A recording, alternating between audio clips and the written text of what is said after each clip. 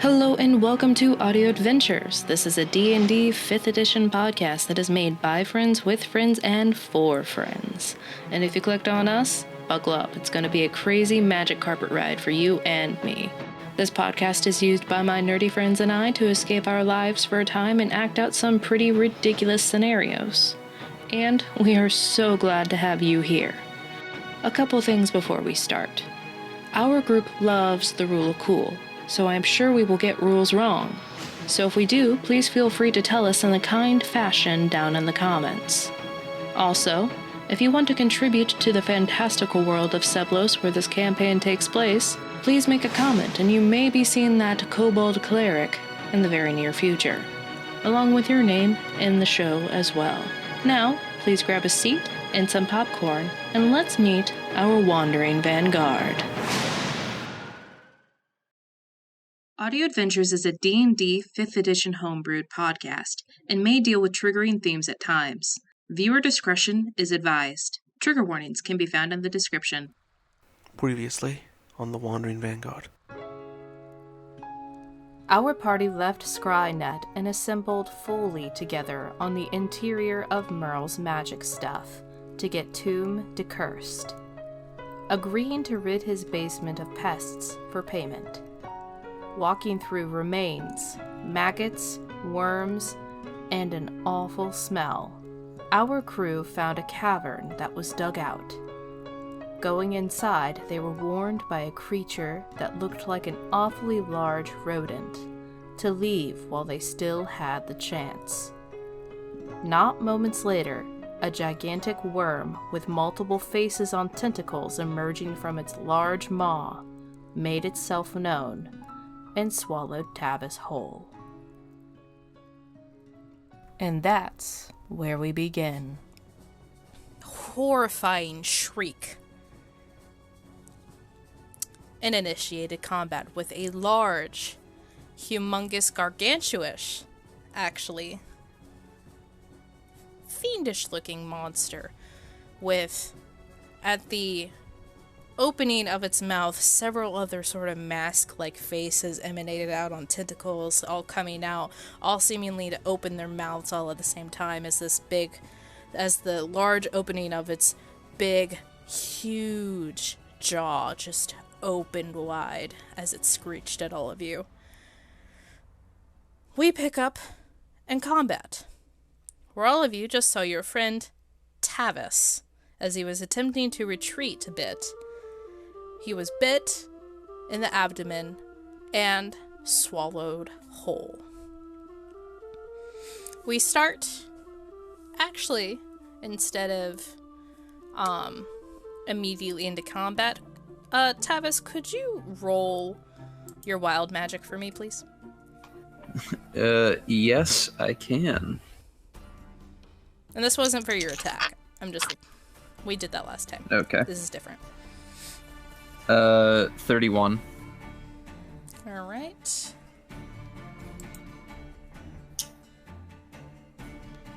Alright, can you roll a d6 for me, please? Yeah. 2. Awesome. Tavis, as you are swallowed, you're freaking out, man. You look back just to see this large, sort of dark hole just keep coming at you, and as you enter it, your skin starts to burn, and you just like ball up a little bit, and you feel sort of like the magic reserve inside of you, and the Fey shard that gave you your magic to begin with seemingly reacts as you are entered into this creature. And you all see, like, the large worm creature start to glow almost have, like, a purple aura to it, as magic then shoots out and dissipates.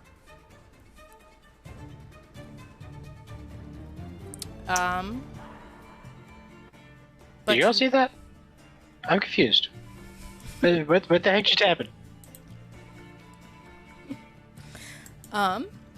And with that, you are considered swallowed. We're gonna put you on there. No. Oh wait, You're so bored. can I move you up? Player. To front. There we go. There we go. Alright, you are inside of this creature. You're considered restrained, of course, as you feel all the insides of it just push and pulse around you as you feel your skin start to burn. And you're being moved down, assuming you're being digested. From that, Nyx, as you see this purple magic dissipate from the cavern, what would you like to do? I would like to send my doggo out at it. Alright. I don't have a token for your doggo. Oh no! Actually, 5. I'm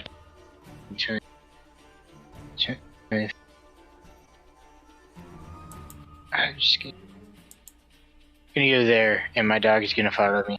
Okay.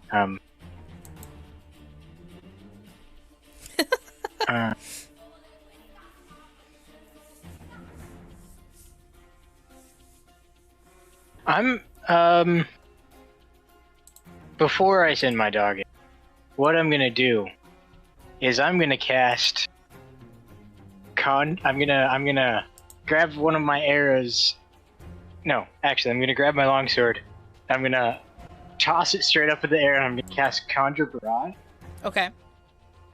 And I'm casting it because it's a cone. I'm casting it like that. Oh, let me... Alright. And it is a dexterity saving throw Alright. of 17. And I believe Red Guest will also have to make this dex check. I was casting it so Red Guest wouldn't be in the gotcha. range. Okay. It's a cone, so it's gonna be like there or whatever. Alright, yeah. Good looking out.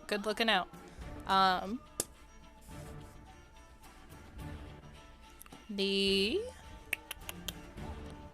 saving throw, I don't believe an 11 would do it. No, it would not. So he takes 3d8 points of... Let me double check what it is. Yeah.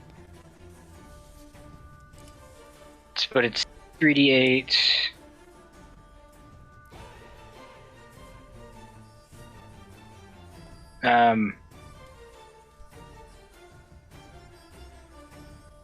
Oh, so what's a longsword? Longsword is what is it? A D8? I believe. Well, no, a longsword is slashing damage, so it takes 3d8 slashing. Oh, okay, gotcha. 3d8 slashing. And I rolled a 15 points total. Very nice. Wait, spell attack bonus, do I add that on? I don't attack with spells much. I believe so. The attack bonus, Is that for rolling? let me make sure because I think that's to hit.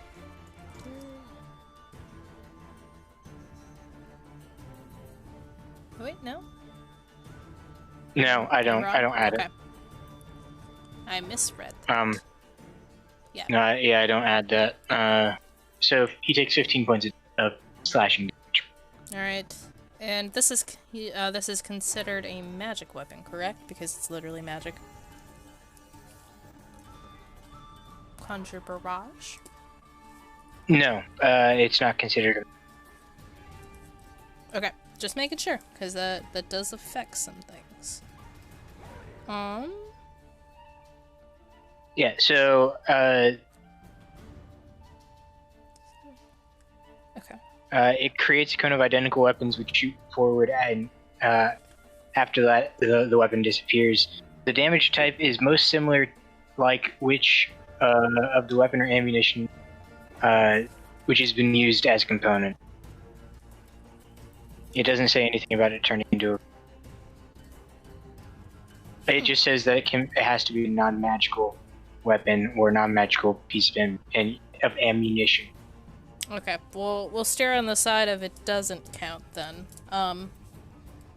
Alright, so you run up with your dog and you see this large worm-like creature, and all of you see this yellow energy emanate from Nyx as several just long swords pop up materialize out of thin air and shoot into the thick hide of this slimy worming creature that's in front of you that has your friend inside of it. And as it buries into the hide, you can see that it just doesn't bury quite as deep as you thought it would go. But that is a very good round. Is there anything else you'd like to do? I can still attack with. Alright, go ahead and attack with Doggo. Yeah.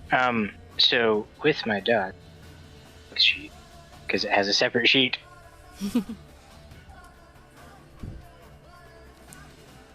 My dog.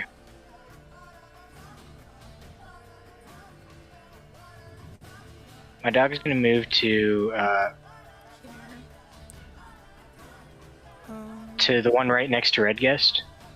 Okay. And actually, I do have a token. I just haven't.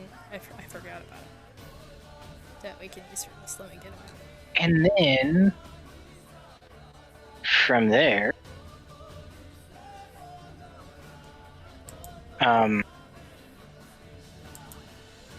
he's going to use Force Empowered Rend,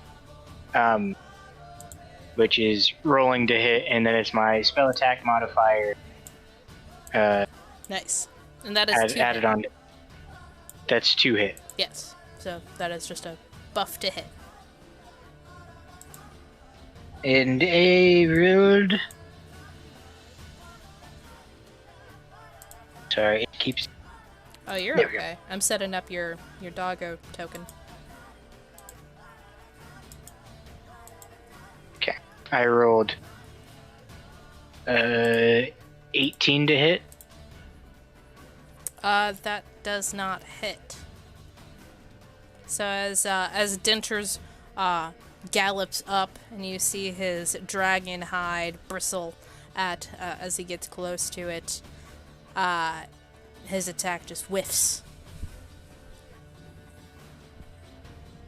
And you hear the worm creature give a little sort of like cracking sound, like.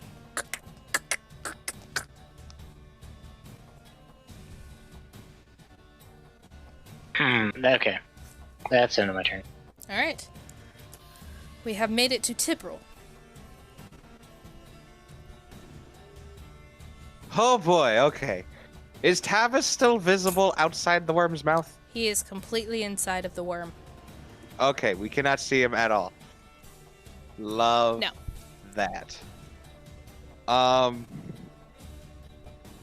honestly don't... I don't know. What do I do? What do we do?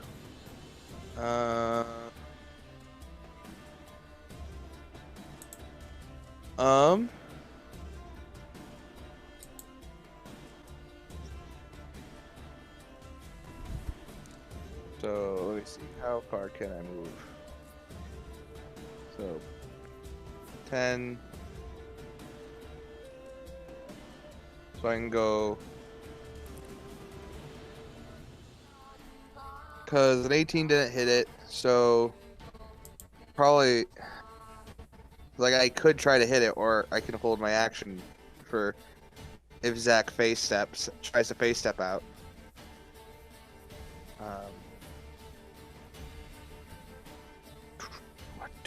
What to do? Okay. I'm going to... Okay, go do something crazy. So I'm not able to walk like this, right?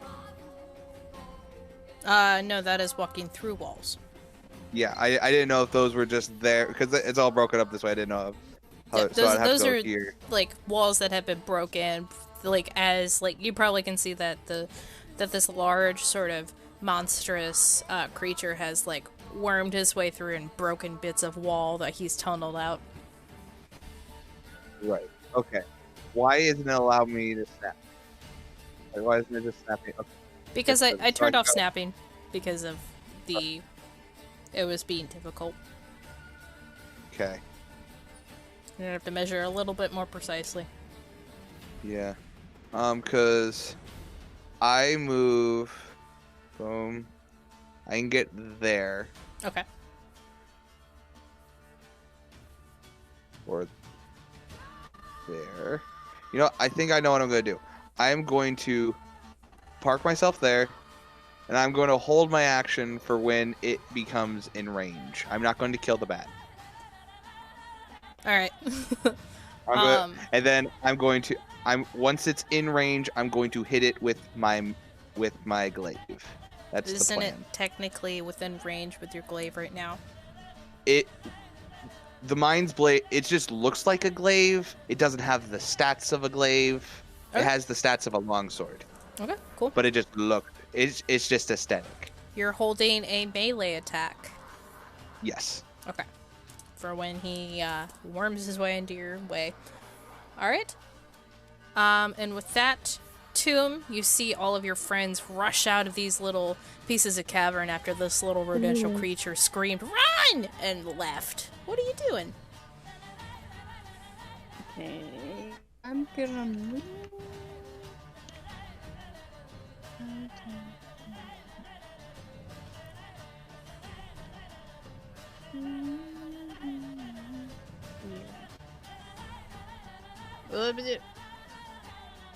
Sam, I can't move Talon. Oh, 1 second. I got you. I'll just bring him next to me. Okay. Can move him now. Woohoo! Okay.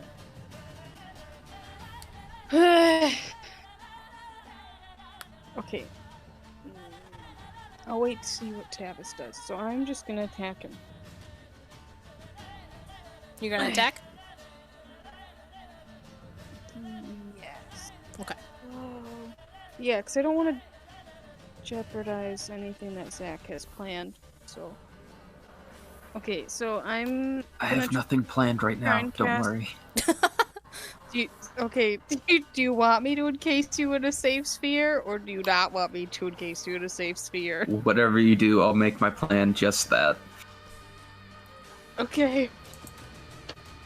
Okay, so then this makes things a little bit easier. So, I'm going to... Wait, let me just double check and reread this real quick.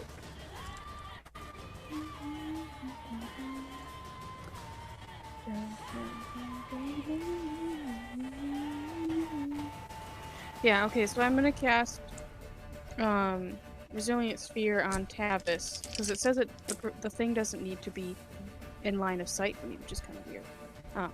But I'm gonna cast it on him, Alright.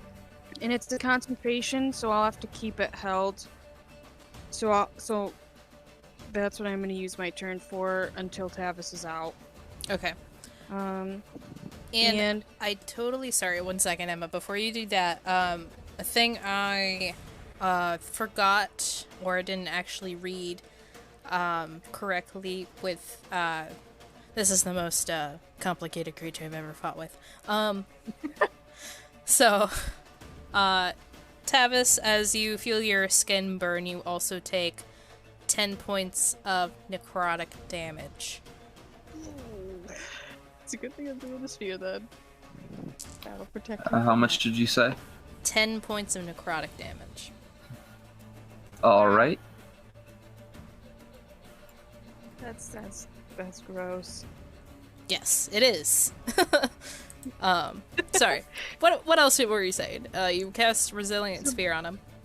Yes, that's pretty much it. So basically, no physical objects, energy, or other spell effects can pass through the barrier in or out, though a creature in the sphere can breathe there. The sphere is immune to all damage, and a creature or object inside can't be damaged by attacks or effects originating from outside, nor can a creature inside the sphere damage anything outside it, so that's the downside. Very nice. The sphere is weightless and just large enough to contain Tavis. And Tavis can use his action to push against the sphere walls to roll the sphere. So I don't know if theoretically he could roll it out of the worm, because I think that would be up instead of like in a direction you can push. But either way, he's safe, so he can't like get dissolved by the spit inside the worm or whatever. Very nice.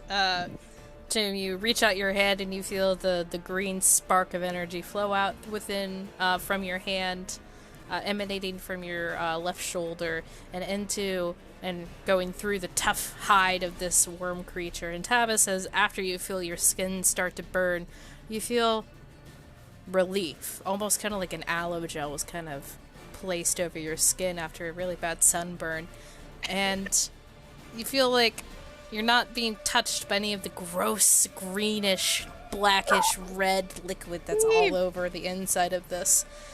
I also picture the orb to glow like a pale blue, like Talon's eyes. Yep. And it illuminates a little bit on the inside, which kind of makes it a little bit more horrifying now that you can see a little bit, because you were technically blinded as well, as you have a little space. But very nice turn. At the end of Tomb's turn, all of you hear sort of like a boop, boom, boom, like a bass bump. I can't do sounds very well right now. Boom, boom. There we go. Fix it in post, I promise. And the room kind of like shimmers a little bit as you see off to the sort of like right-hand end of the room, a familiar sort of pinkish purple portal seems to rotate into existence.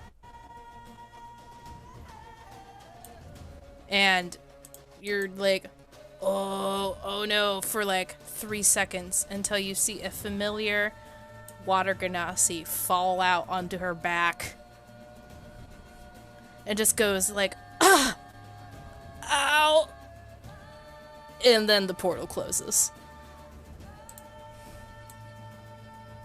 I think I have a guess of who this familiar water ganassi is. You would recognize her as Samria. That is what I was gonna guess. She's landed on her back prone with both of her misty bladed axes spread out, like she literally, like kind of like she was leaning against a wall and the wall gave out and then she fell through the portal and landed on her back. And she's like, ow, okay. And as she gets up, you see her short, blue wavy hair and mist emanating off of her body as her eyes turn back into their blue color from red. And she gets up, surprised. She looks like she was just in a battle as well. She gets up and looks over. Her eyes widen. Looks over at all of you. Oh, here too? Gosh dang it. Here too? What do you mean here too? She points at it and then points behind her. This is everywhere, man. I love how we're yelling around a giant worm. Yeah. It knows we're here.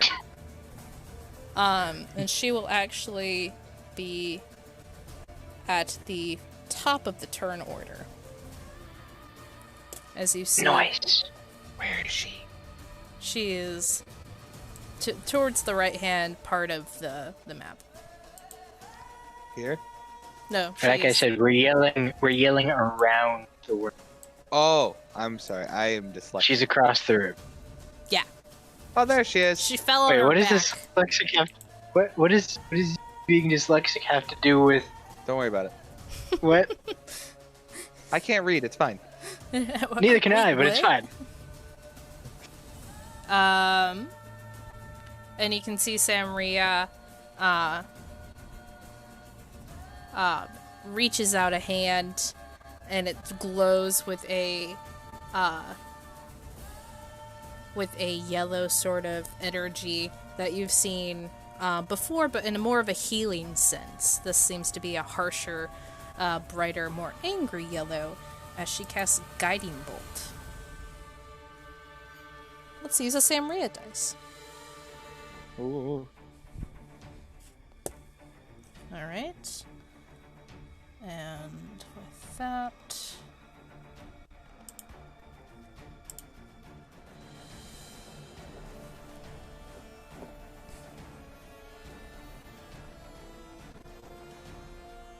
Cool.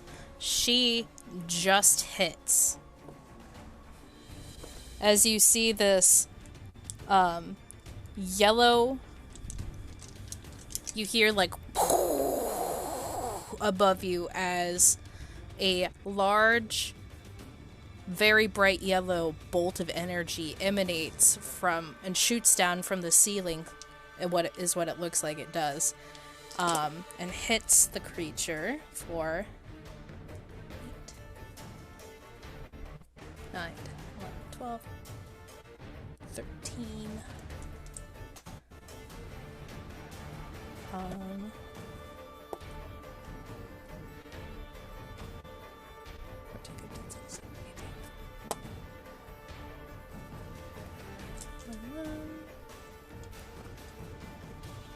And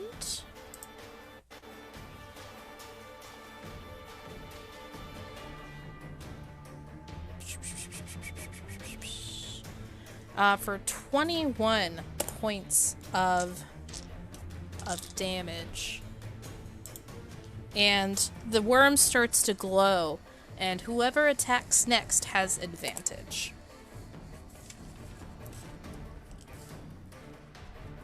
And as the worm cries out, as some of the masks whip over and look over at Samria and kind of snap at her like, looking pretty angry that it got hit. Next up on the turn order, as Samria picks up her axes and starts to walk forward, is Redguest in bat form.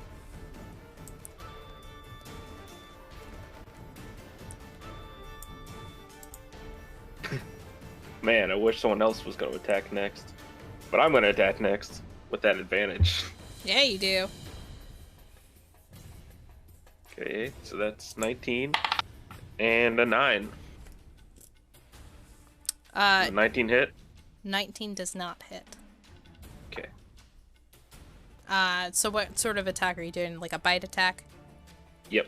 Alright, as your small leathery bat winged form sees the glowing hide of this large creature, you come forward and like your teeth just kind of scrape. Almost, you find a slight purchase and you almost break through the skin, but it seems like it just doesn't catch enough. Meep. Meep. Meep. Meep. I don't know what sounds like that makes. I think that's what we decided. I think we decided on Meep. Next up I'm on gonna give a look at Tibble like and roll his bad eyes. Little bed turns around and rolls his little beady eyes at you. Next up is Tavis. Now, normally you would take another round of damage, but with the Resilient Sphere, you are protected. What would you like to do as you are encapsulated in this creature? Double wrapped. Can I... am I able to, like, roll the sphere and, like... can I, like, hamster ball myself out of the, worm? You want to try to You can move the sphere, but I want to just try tap to your do that. normal- Alright, so you, I would say give me a strength check. Oh, no. Because you, technically, with how wide this worm is, you would be able to wedge yourself sideways and roll to the front. Ooh. Okay. Alright. Don't fail me, dice.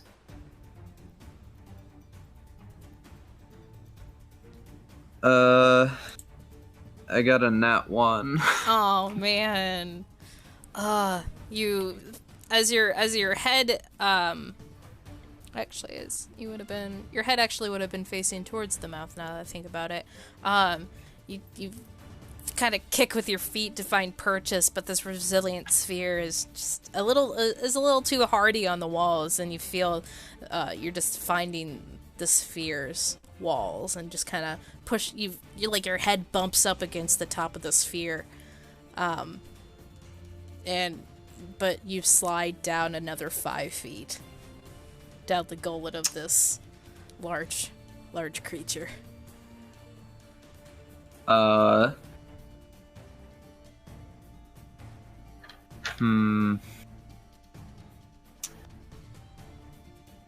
So I can't cast any spells like while I'm in here that will like be outside of the sphere, correct? Yeah, not Correct. anymore. It would all have to be self. That's the one downside for using it. Yeah. Okay. But if she wouldn't have done that, you would have taken another what? 6. You would have taken another 13 points of damage. All right. Wow. Well, I am going to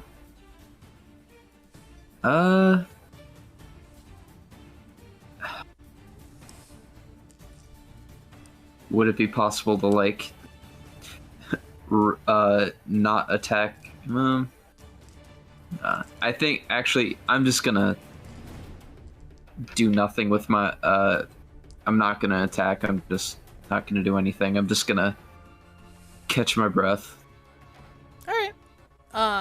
We catch your breath, kind of taking an assessment of everything that's around you. You see on each side of you with like the dimly lit light you kind of see every so often, like as this like worm kind of moves back and forth, like ribs on the inside, sort of like the whale Pinocchio moment where they like drew the ribs and you could like see them on the inside of the animal. And you see it also like floating past you, down and around you is just kind of like bits of meat and various forms of decay. I won't go further into that, as to not gross many other people out. Next up is the worm, who is going to be very angry that it just got hit again, and is going to... Sam, can I ask a question? Yeah, you can ask a question. So, would commanding Talon to do something be an action?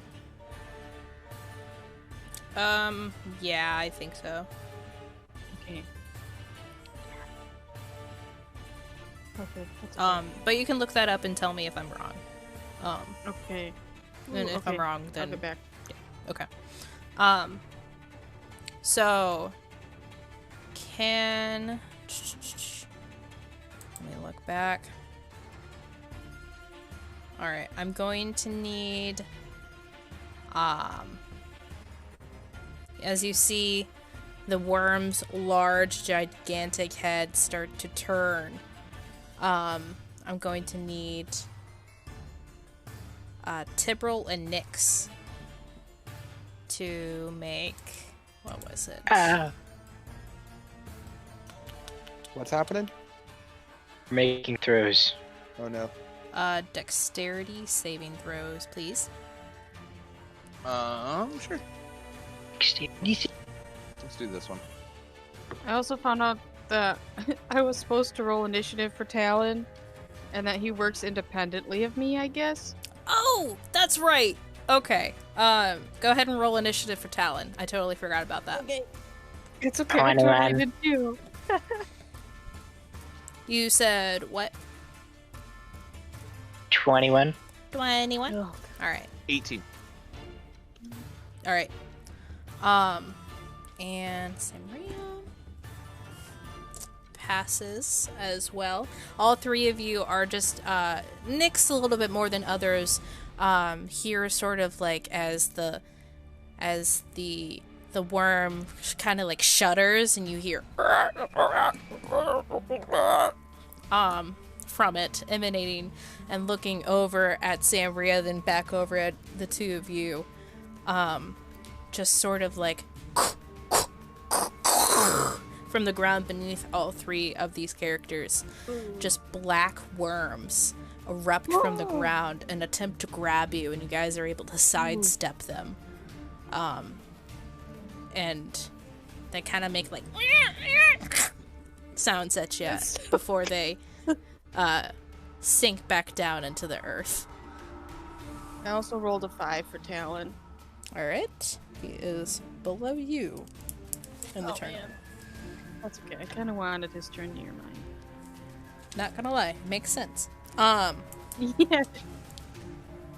And he's just going to be angry again, and that's gonna be his turn. Nyx, you're up. Did you say me? I'm up? Yeah, it's you. Alright.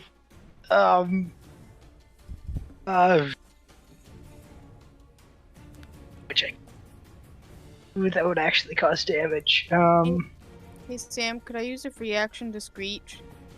Yeah, talking is Try and free get action. Tybal's attention. Okay, so I screech to try and get Tybal's attention. I don't know if it works. Does it work? Roll perception, Tibral. Please, please, please, please, please. Rather doing that, I'm gonna try to shoot it in the face. In one of the many faces. One of his mini faces.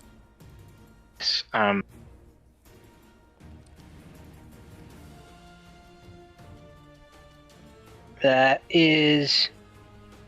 Okay, natural 20. Nice, nice, nice. Plus 3. So 23? Is that... Yeah, 20. That hits. Okay, so that is, double damage? Yeah, if you do No, natural 20. max die... Yeah, max Yep. die and then roll. Yep. Max damage Okay. and then roll again, dude. That is 10 points of piercing. Very nice, very nice. And then for my second shot, which probably won't do anything. Yeah, I rolled. I rolled a 10. And then my doggo is going to attempt to attack it. Alright.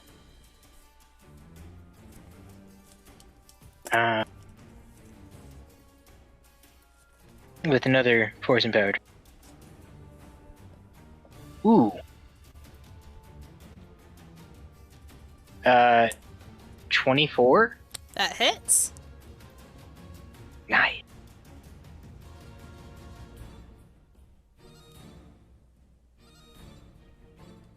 Okay. Alright, and then that's 1d8 plus my proficiency bonus. Nice. And that... Ooh, 8 plus 4, 12. 12 points of... force damage. Alright, force damage. Very nice. What was your gun's damage again? It was, 10 points of piercing. Very nice. Let me just...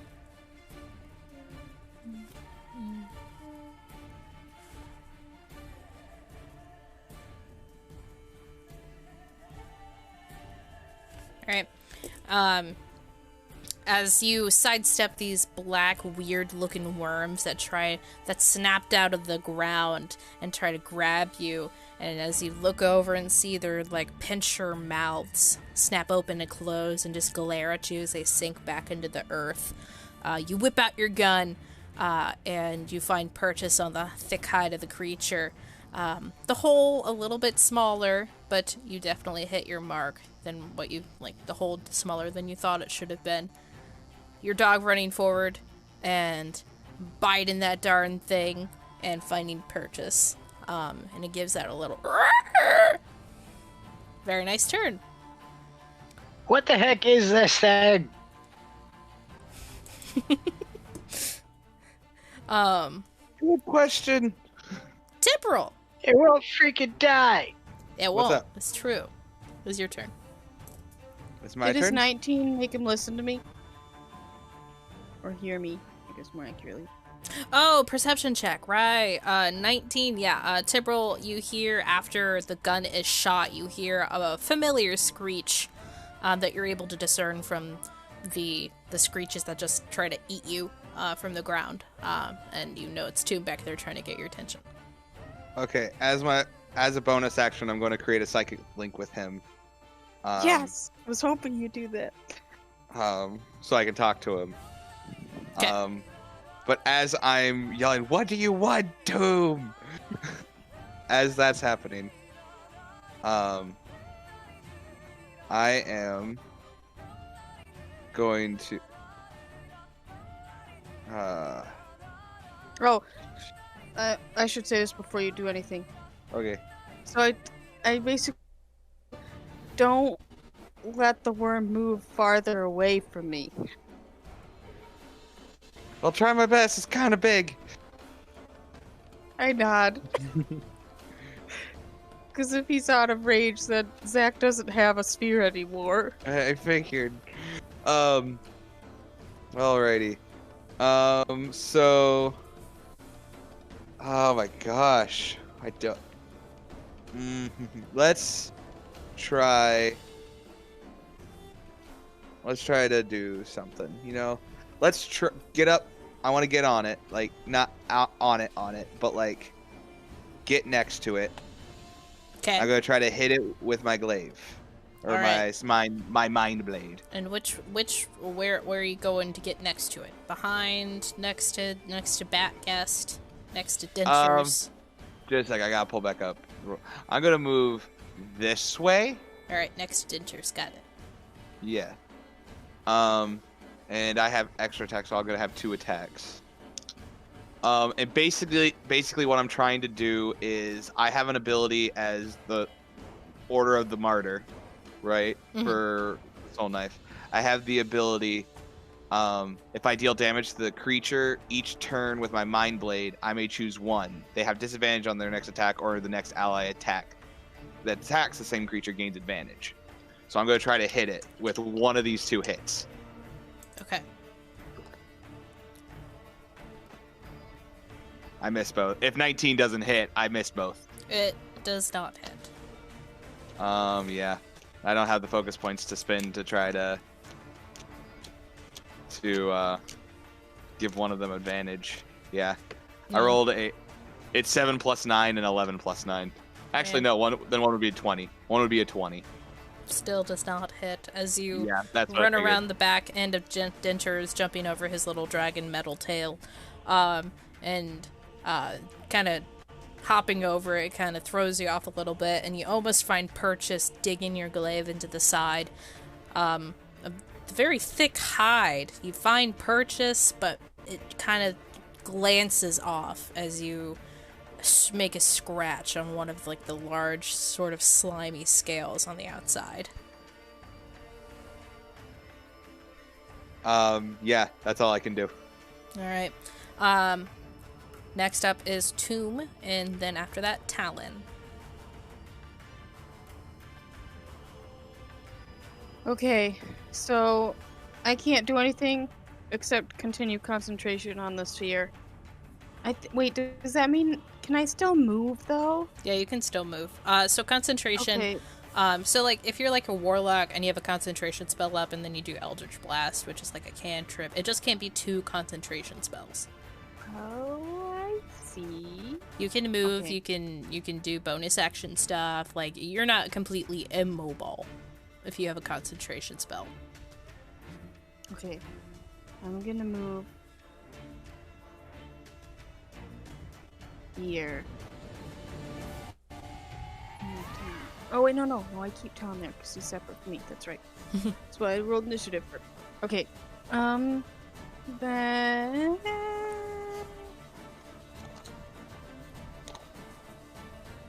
1 second. Ah.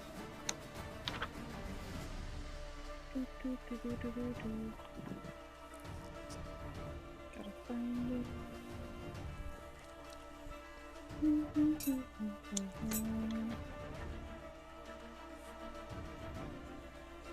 Okay.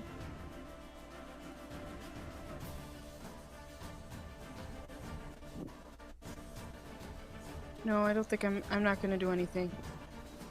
Alright. You move your way closer. And just to remind you, you can hold your action for a spell, but that does waste the spell slot if it doesn't happen with whatever you tell it to do, just to remind you. Okay. After that is Talon. Okay. So he's gonna go over here. No, I'll put him right here. Alright, so right there? Mhm. Okay. And I'm gonna have him.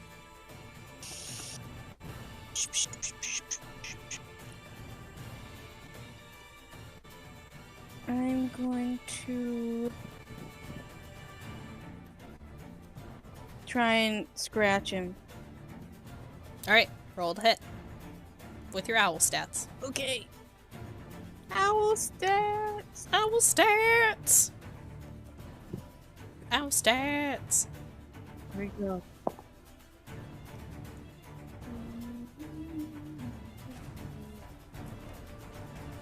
21.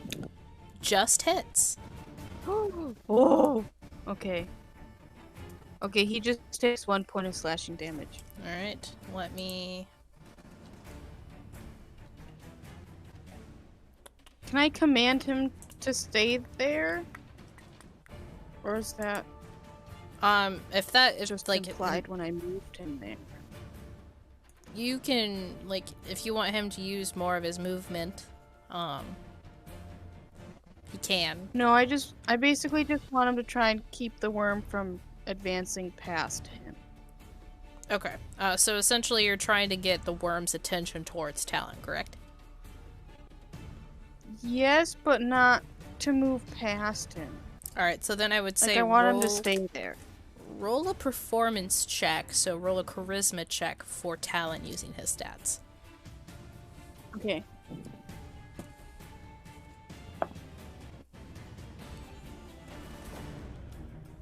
$17. Alright. The worm, as Talon comes forward and you see him rake this worm with his claws, the sort of like sound with the talons on the slimy scale flesh kind of makes enough sound that the masks of the worms start to turn and look over there. Alright, is that it? Yep. Very nice. Very nice. So, Samria, who most of you know actually. I think all of you know. Her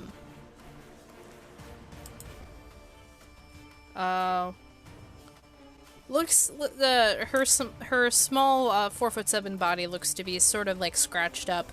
Again, like she's been through another fight before this, and she kind of like starts like huffing, and you see smoke start to erupt from off of her body, and her eyes glow red. She would like to rage. And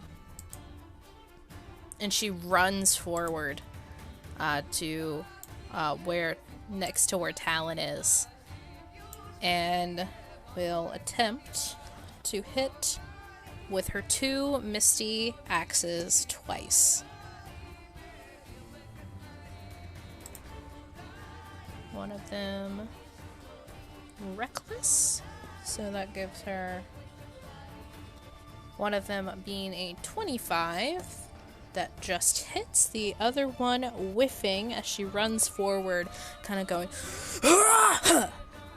hitting in the other, like the body of the serpent moving writhing just enough that her axe kind of skids off the side of the hide, not finding purchase. Doing a good 16 points of damage. You hear her scream from across this large, gargantuous monster. "We're trying to kill it, right?" And that's it. Next up is Bat Guest, or Red Guest. I screech in response to her question. Meep.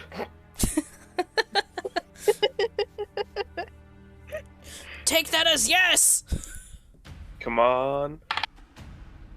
I bet a 5 doesn't hit. Oh man, you know, it's like golf, where if you get lower, the more hits you get. Oh, really? I wish it was like that sometimes. I'm sorry, it does not hit. Oh. You That's it. You feel like you're not being noticed in this bat form as much, which is very much a relief after seeing one of your cohorts being swallowed almost immediately by this worm creature. So as you kind of like fly up and hit the side of this tough and hard to get through hide with your tiny little leather bat body and just kind of like doink up against it, you're like, man, but then you're like, I'm still not getting hit, so that's cool. Is that all you like to do? It's all I can do. All right. Thank you. Tavis, you're still on the inside of this monstrosity, avoiding another 8 points of damage. Okay. Yeah.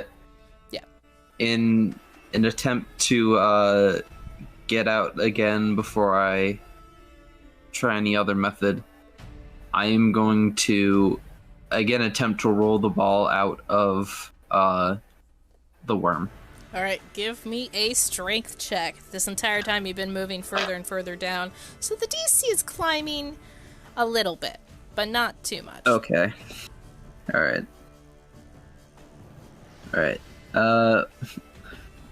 18. Very nice. All right, so you feel that you are able to wedge yourself sideways and stop yourself from making many more progressions towards the bottom, or towards where the stomach might be, or where wherever the most digestive juice might be in this large fiendish thing. You do see that you made your way down, and you see the edge of a very sharp and pointed axe embedded in the side of this creature. It seems that you've made your way down to where Semria has hit it with the axe. Like the tip of like a metal thing being illuminated. So you're wedged sideways, but you probably will need a couple more checks to see if you can get up. Okay. Is there anything else you'd like to do, like with yourself, or try to like prepare? I guess I'll do anything I can to conserve my energy to prepare for the next couple of checks. Alright, just give me a constitution check then. Oh no. We'll see if that'll lower the DC for you on some things. Okay. Con.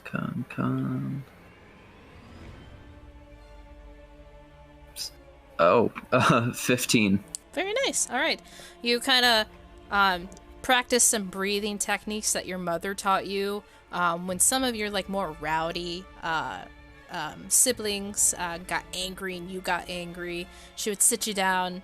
This kind of like thought flashes through your head, and you kind of like conserve your breathing and just kind of let the breath flow through you. And you feel like you're regaining a little bit more of your energy a little bit faster and feel a bit calmer in the situation. So I would say the DC for the next check for you would probably be reduced about 2.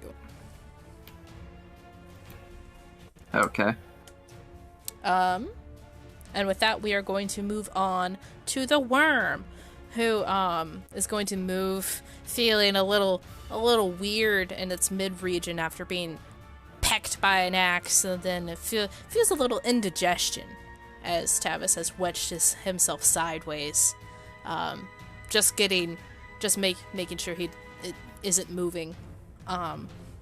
And the worm is going to attempt to... Alright, Tibril, does a 33 hit? Yeah. Meep. Meep. Meep. As the worm remembers a feeling of scraping towards its backside, you see the tail whip around the corner and just plunge itself, its large stinger, into your left shoulder. I'm giving you about 23 points of piercing damage. Oh! Oh no! There goes a third of my health. And... So you said 23? Yes. And... Just a second, I gotta do math, just a second. Okay. And after you're done with math, I need you to make a Constitution saving throw. 9.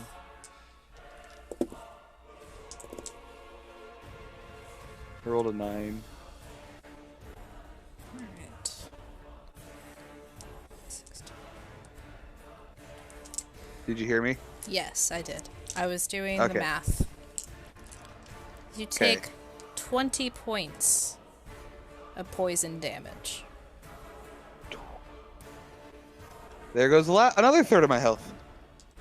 And you are considered poisoned. Oh, lovely. You have disadvantage on attack rolls and ability checks. Oh, lovely. For 1 hour.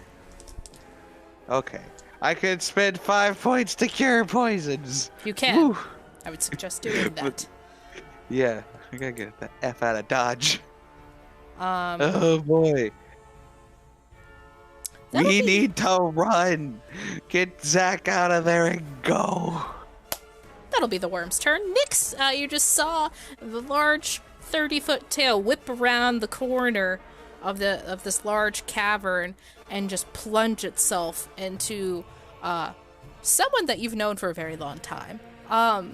And you see like his body sort of like pulse a little bit as like his skin turns purple a little bit from the poison that you can see that was injected into his body. What would you like to do?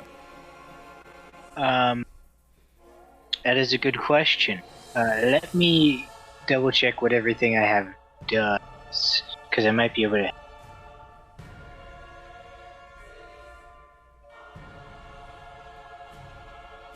Hey there, everyone. I thought I would take this opportunity in our show to do some catching up. Some announceroonies, some talkies, even.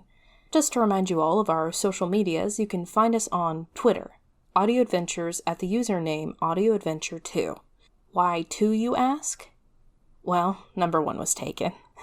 Ayy. We are also on Facebook and Instagram. We have also set up a Ko-Fi. We had a couple comments made at us about being able to support us a bit with that good green juice that the world just seems to run on. So, if you're feeling generous towards us, that would be one of the avenues to help us grow and to encourage us as the artist as well. Another avenue to help us thrive and grow is to share and tell your friends about us. We are one of the many, many, many D&D podcasts out there, so we are ecstatic whenever someone wants to listen to us play D&D. We don't spend any money to advertise this show, so your support means that much more to us. And since there are more of us now, here is our Wandering Vanguard. Well, I am Zach, and I will be playing Tavis, who is an Eladrin sorcerer. The only interesting fact that I can think of for him is that his last name is just, Elvish for owl, because he likes owls. I'm Trevor. I am playing the character Nyx-with-burning-red-eyes. Nyx with burning red eyes. And his last name is Bright. He was born into a noble family, hence the actual last name, as he's a changeling artificer. Changelings don't normally have last names, they normally just have hyphenated names.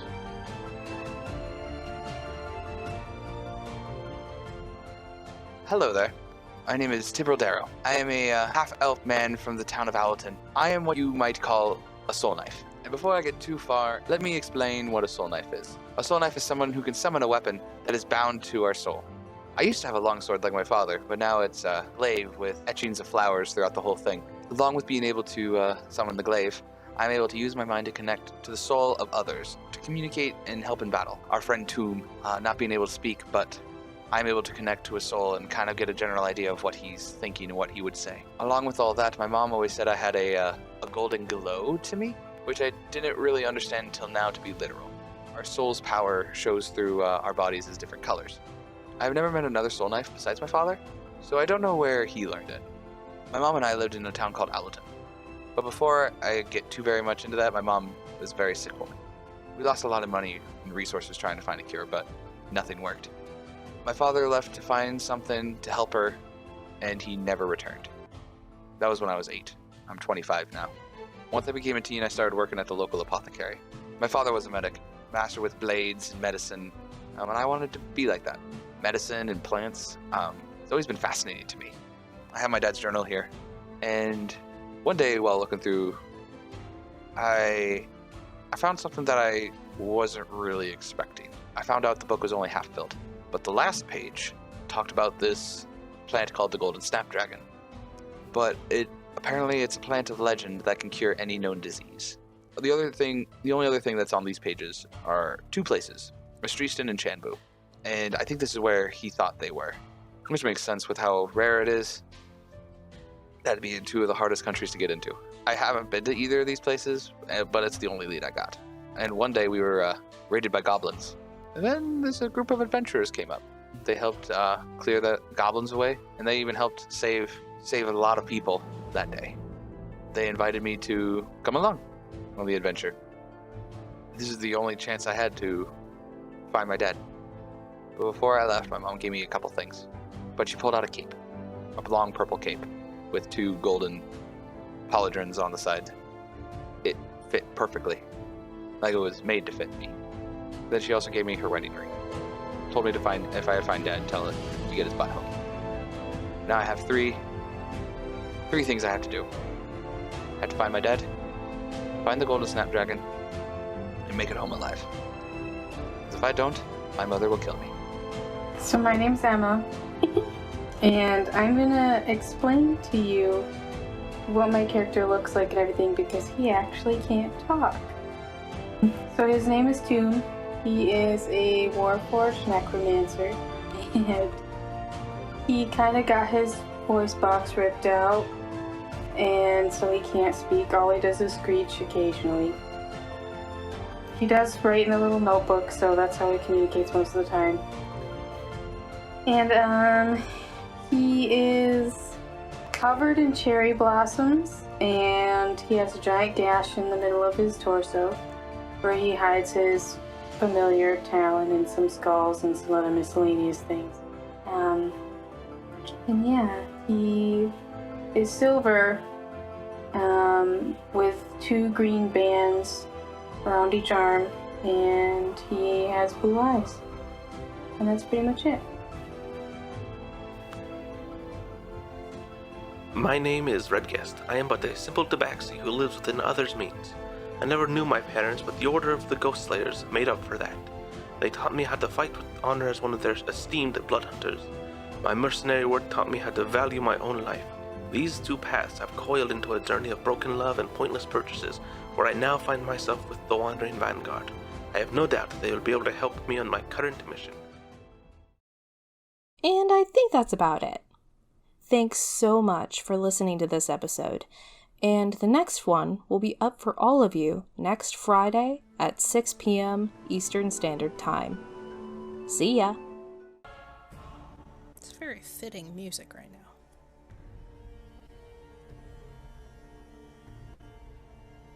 Does the worm take up 20 feet in diameter around itself? Around itself? Yeah. So it's about almost 16 foot long, and this is 15 plus another 30 foot. So that is 45 feet long. Okay. Okay,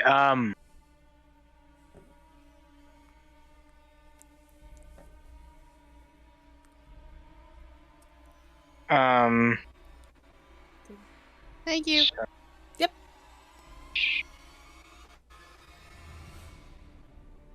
I cast this on him. What is this? Is it in a message? No, just talking. Okay. I'm trying to. Can I cast shield on somebody else? I think shield is yourself. But let me double check because that would be neat. I actually was wondering that same thing. I have something I can cast on it, except I don't want to die whenever he dies. Oh. Is it life transference? Because that sounds like a life transference. No, it's warding bond, but it takes damage.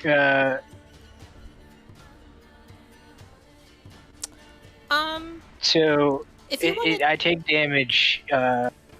Yeah, you take like equal to the account of. Ooh. Yeah. Really? Dang. Yeah, but it gives him advantage on all saving throws and +1 to AC. Nice. I will, because I like that idea, and I think it's cool with the shield thing. I will just say give me an Arcana check, and if it beats the DC, I'll allow it. Oh, wait, never mind. I do have a shield spell that works. Okay, cool. But for future notice, if you want to do that, that is a reaction, and I'll allow it if you pass a DC. So, for my bonus action, I'm going to cast Shield of Faith nice. on Tibril. So that's concentration for up to 10 minutes. Alright. And you gain +2 bonus to your AC for 10 minutes. So that's it. I hope that helps a little bit. And now I'm gonna shoot the word. Go for it.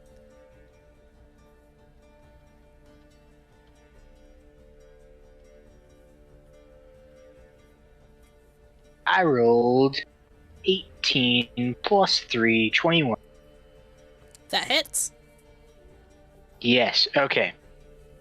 And I'm also going to use Arcane Jolt. And I'm gonna heal him. Gonna heal Tibril? So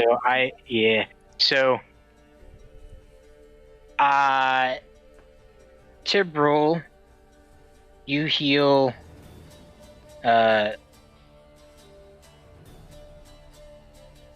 you heal 7 points, and I deal. It's such a good artificer feature. And I deal 5 points of piercing damage to the worm again. Alright. Oh, second attack, which I physically cannot do.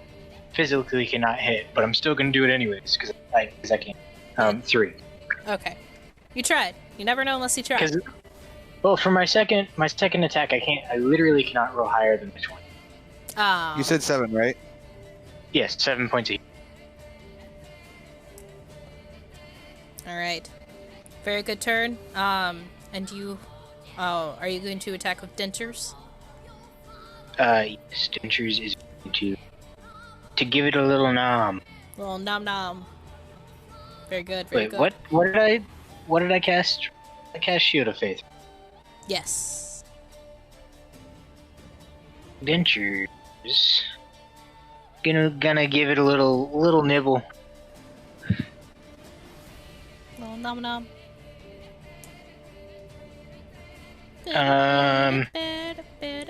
I missed. I rolled 13 plus 6, 19. Yep. You look over, in a panic, you cast the spell and then whip out your gun, hitting once, which is good, and you see the smoke rise from the bullet entering wound.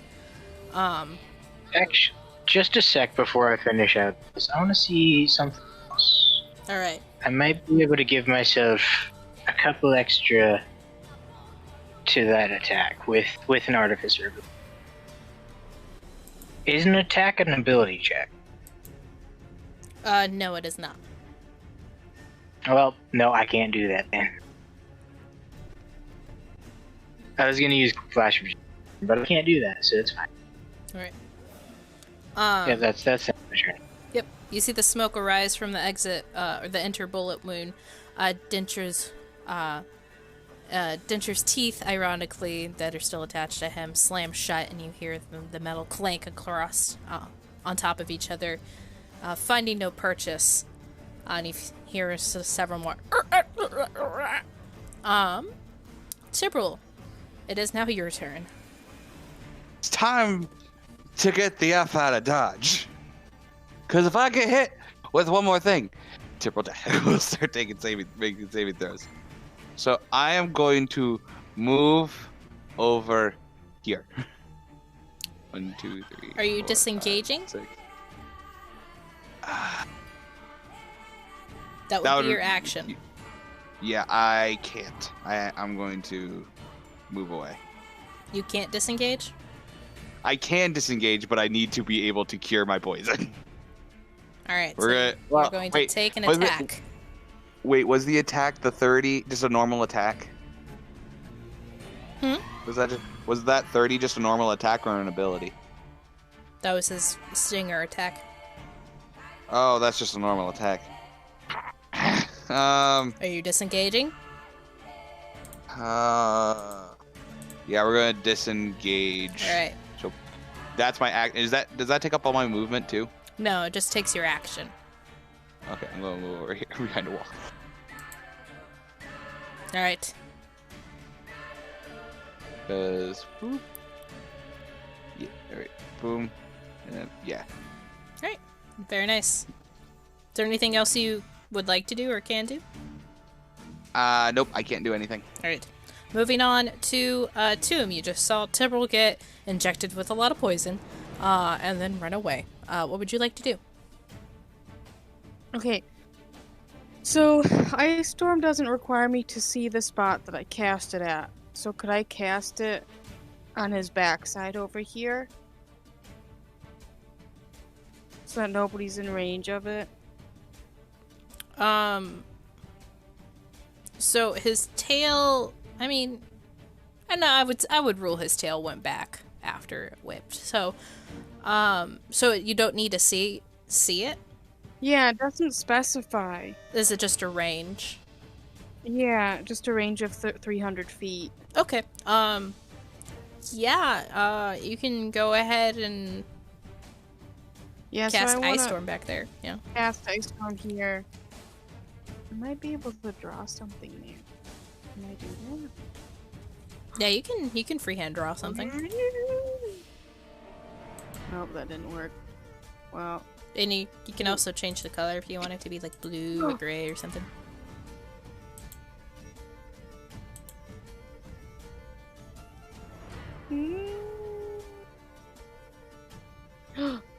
Oh, yeah, there we go. Nice. No, okay. That's okay. Alright. So I placed it there. Let me. And then. So. It creates has a 20-foot radius. I guess I could have drawn the square 20 foot. Sorry about that. That's good. And since the worm's the only creature in the range. It just needs to make a dexterity saving throw. Alright. Let me tell you how. Surprisingly, he's not very dexterous. I would assume with his fat body, or I'd hope he's not. He eats a lot. He ate a lot at Thanksgiving. Alright. Does a 17? Yes. Okay. That succeeds. So, okay, so since he succeeded, the worm takes... Is it half damage? Yes, so Okay. 1d8 plus 2d6s. Very nice.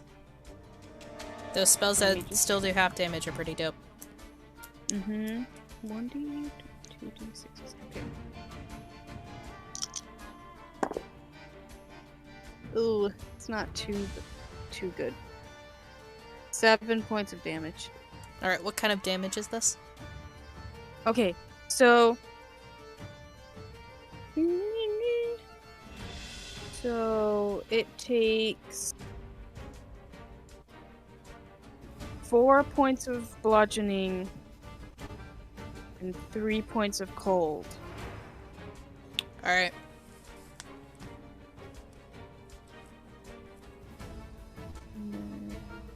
Yeah. Gotta mark that one off my list.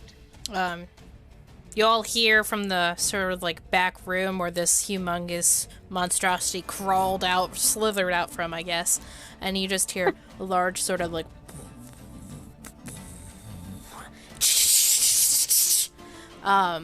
as this creature gives out like a sort of situation, and you see it twitch a little, but ultimately leave its tail there. Okay.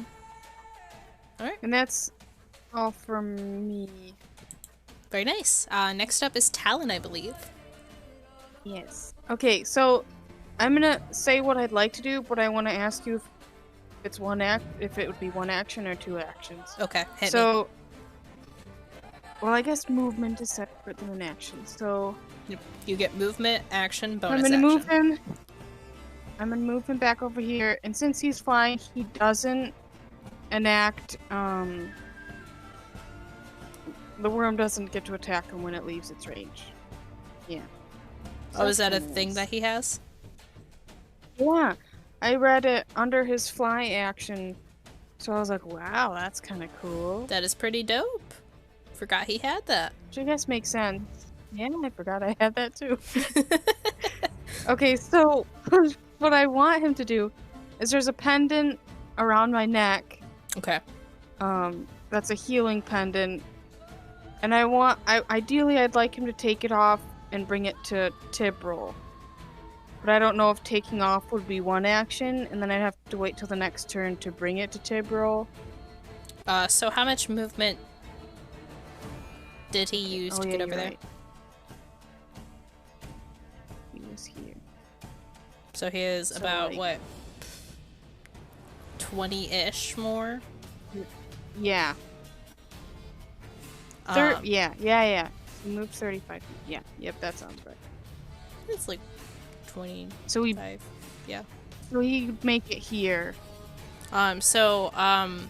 Since you don't have it off and you used your action and everything, but if you want to use a bonus action from your turn to take off Can I do that? That wouldn't break concentration on the sphere?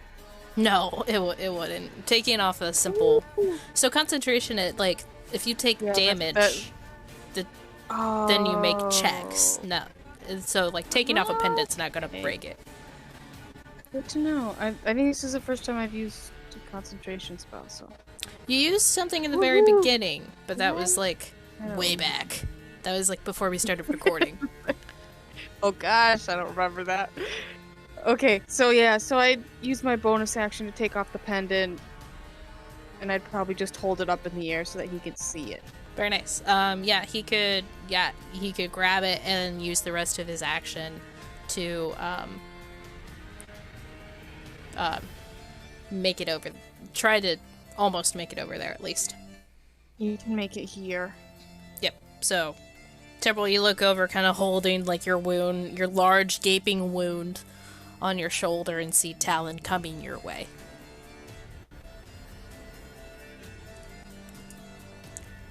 Got it. Yeah, that's pretty much all. Yep.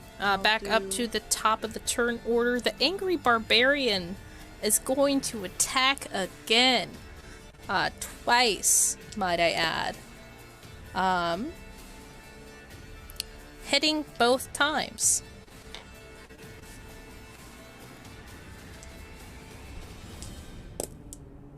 She do like to hit. Alright, you see as Samria lets out a large and guttural sort of like situation, but it her voice from before apparently dropped 2 octaves. She raises up her 2 axes and carves the flesh, the scaly flesh, down sort of in like an X formation, right hand then left hand, carving into the side even more. Tavis, it's very lucky that you're in this resilience sphere, because she has she kind of like nicked your resilience sphere a little bit as she's cutting through. And you can kind of see some of the dim light from the outside of the cavern start to peek in as she does her 28 points of damage. And let me just double check because it's been a second. That is going to be her turn. Batguest, what would you like to do? As you see the large worm creature lets out like as you hear the slashing sound from the other side. I'm getting really... Redguest is getting really tired of being ignored. And so he's going to screech at the worm a bunch as his free action, and then he's going to try and fight him again. Alright, roll. Okay.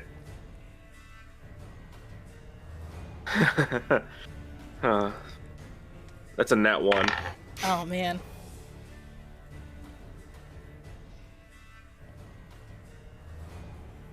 Well, all that right. was my turn, so... So you hear, all of you hear like coming from the angry little bat, and you kind of, as you like go forward and kind of like slide your like large fangs towards this creature, it jerks up in pain from the other side, and your tooth gets caught, and you are caught in this on this creature, and it will take a check next turn to see if you can break free. Your movement speed is 0 right now, as you are now being flailed. Alright, cool. And just like you hear the sort of catty, batty Redguest being flung around. Next up in the turn order is Tavis. You hear the outside of your little resilience sphere sort of like go bonk, bonk, as these 2 axes kind of nick into it, revealing a little bit more of the outside to you.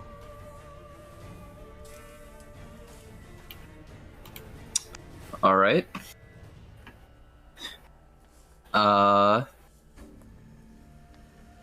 How big is the hole? Like, so it's sort of like situations where like the outside is being like serrated in lines that are deepening as the gashes are being reapplied and reapplied and recut and recut.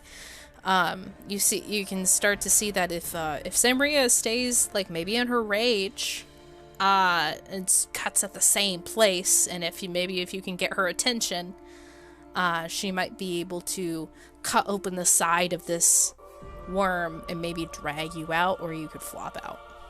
But not this turn.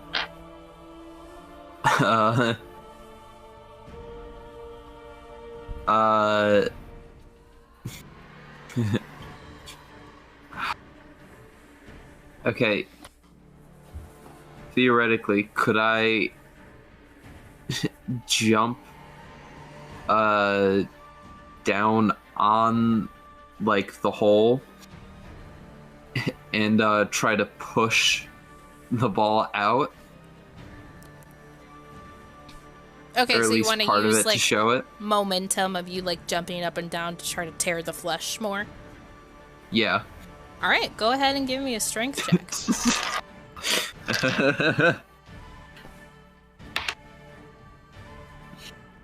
Alright, 17. Very nice. I did say the DC was lowered by 2, and it was an 18 DC. So you passed. And you hear like, and actually your head is sort of like on the serrated part. So it's working, and your head kind of starts to, you see like, you kind of feel like a little breeze on like the tip of your head as it's like being brushed out. And you hear a little like tear and crack of the scaly hide, starting to tear by your attempts to get out. Let's see if Samria notices you. Yeah, you hear through her rage-filled, haze-filled, angry mist, Samria looks down and she's like, I didn't, and her voice is 2 octaves lower, so it's kind of funny. I didn't know that anyone was in there. Oh no, do you need help? Wait, you do. I'll help you. Yeah.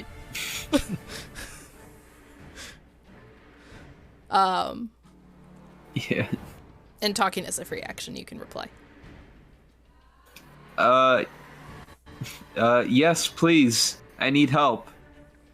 Her, you can see that the Samria you remembered was a little bit slender, and as she raged before, her like muscles were like had puffed out, and it's a similar situation to before. And she like looks down and nods and says, "Don't you worry, we've got you." And up next, if you don't want to do anything else, is there anything else you'd like to do? No, that's it. Alright. The future's looking bright for Tavis. We move on to the worm's turn. The dreaded worm, who kind of, you hear like a sort of situation, as he feels his side being torn. You know, that's not a good situation, for anybody. So we're going... So you you hear this, you hear, the worm start to, like, make, like, cackling sounds and cracking sounds as Tavis butts his head out of the hole, like, and you see him sort of start to sway, and then he starts to come towards, Dentures and Batguest, and Tomb, and really, Nyx and Talon as well. Tibril being right out of his range. And is going to try to, and with the, he is flattening his body and he's going to attempt to roll 10 feet over. Meep. Oh no. So actually, Nyx If isn't he's even there. attacking me, his disadvantage. Oh, he isn't attacking. That's unfortunate. So wait, let me just check because. Oop, I don't want to move up yet. No. Okay. Now from the edge. No, what the heck? Click the thing. Thank you. Yeah, he reaches. He's just going to have Redguest, Dentures, this little corpse here, and Tomb. Okay. As his body is this long, he's going to hit you. So. Wow. Okay, very he'll nice. still be in range of Ice Storm. So we're good. He rolled a nat 1, so does No a movement for 17. Wormy. What? Does He a has a s- plus 16 to attack. Yes. Oh my gosh! Oh. Does a 17 hit me? Are you asking? Yes, does a 17 hit Oh yeah. Batguest into indentures? Yes. Yes. Okay, Tabit. Check. The sphere will disappear in a second. Yeah, it hits dentures. Oh, poor dentures. Am I gonna lose a third? Oh no. No, poor Oh, dentures. that's right. Oh my gosh, I rolled like garbage though. So you guys only take 15 points of bludgeoning damage. Oh, okay, that's not bad. Okay, that's not nearly as bad as I thought it would. I rolled the garbage. Okay, so Tavis, the sphere is gone now. Until I recast it on my next turn. Batguest is dead. Right? Bad guest is gone, but red guest is back. Redguest is back! But Yes. am I still stuck? Is my mouth stuck on the worm still? Yeah, so you're like your cat your cat mouth fangs like apparate, and it like you taste it and you're like, ah, the slime, it's so gross.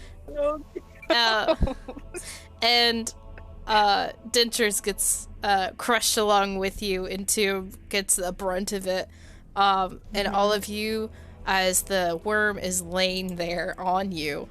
So I'm laying down right now, and just half my body's just underneath this worm. Yeah, all of you guys are prone right now.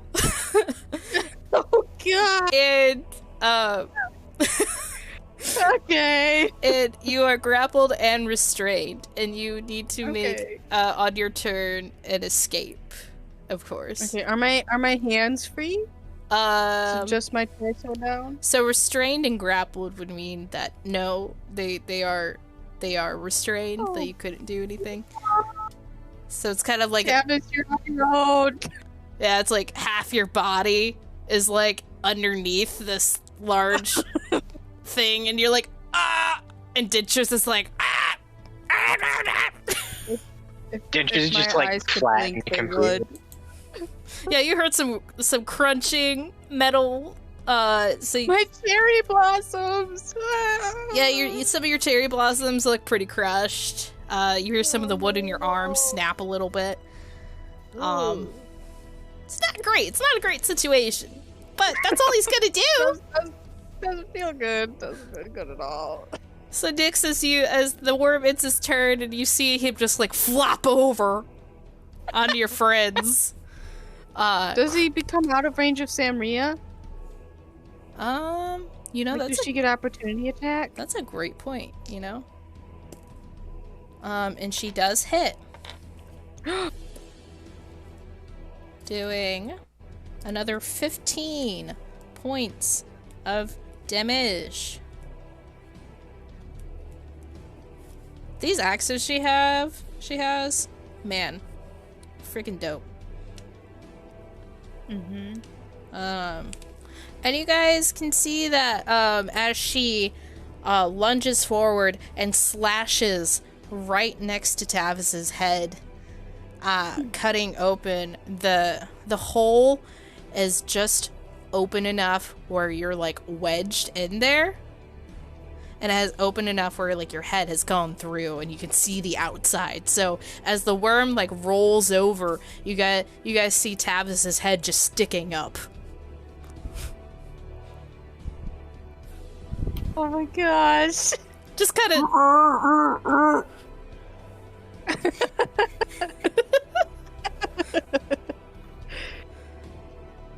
but yeah, He's almost free. let me just actually move this bad boy. I can. Oh wait, red guest. Move to front. So I can You know, ditches! Gosh darn it. To front. And send her. Okay. Adieu. Alright. And you look back and you also see the wall behind that unselect, please. Okay. The wall, the cavern wall, as he rolled over, also just like crunched and like broke everywhere. All right, Nyx, it is officially your turn now. My dragon. And do I see any area of like exposed skin? You see the parts Or is it around all like Tavis's head that are exposed from Samria's hits, that are like fleshy and like kind of like a sickly greenish red color. nowhere else? Unfortunately, as he turned over, he hid some of the other parts that were kind of exposed. So that's the only place right now. All right. Well, you know what? I'm gonna do it again. I'm gonna shoot him.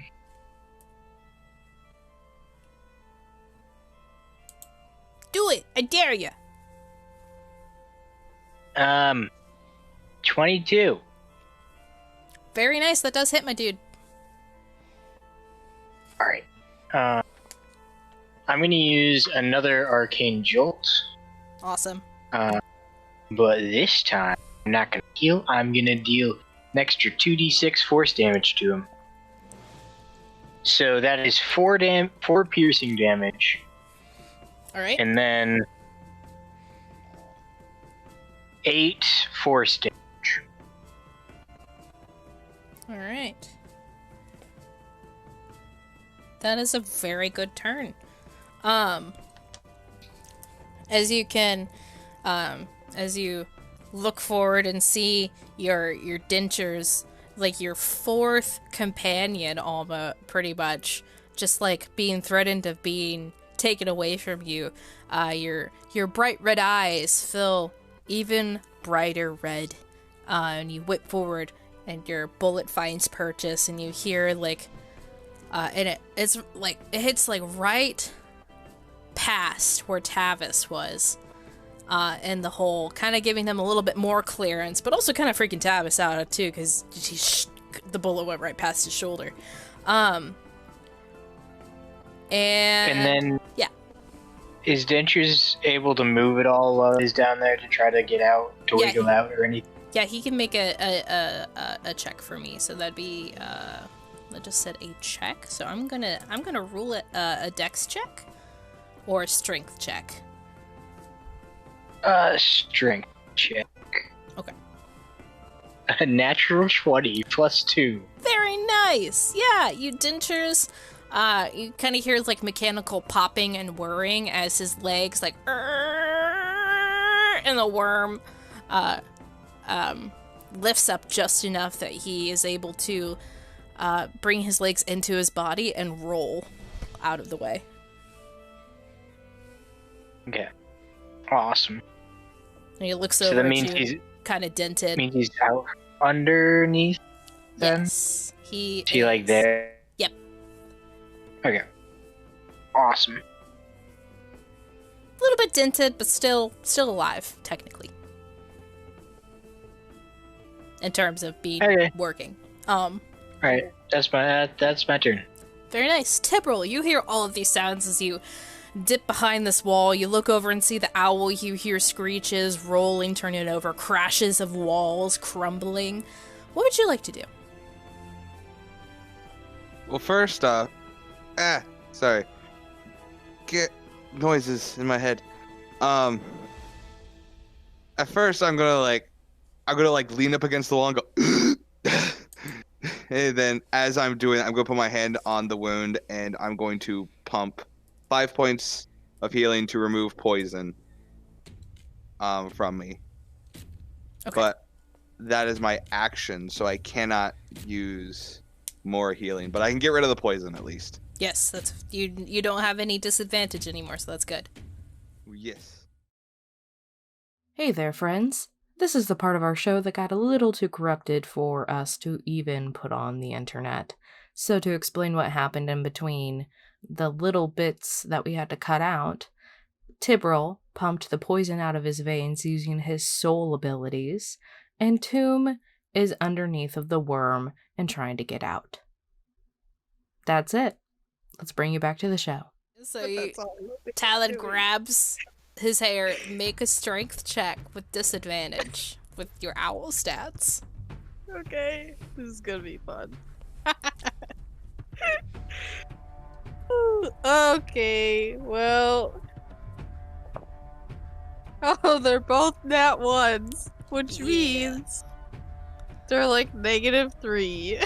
Wow. That did not go well. So Talon grabs your hair, Tavis, and you just feel like the skin of your scalp lift up away from your skull. It is just like ow, ow, ow, ow, ow, oh god. Before he comes up with like a clump of hair before he eventually quits. Sorry. Oh. That was my favorite clump of hair. I hope you know that.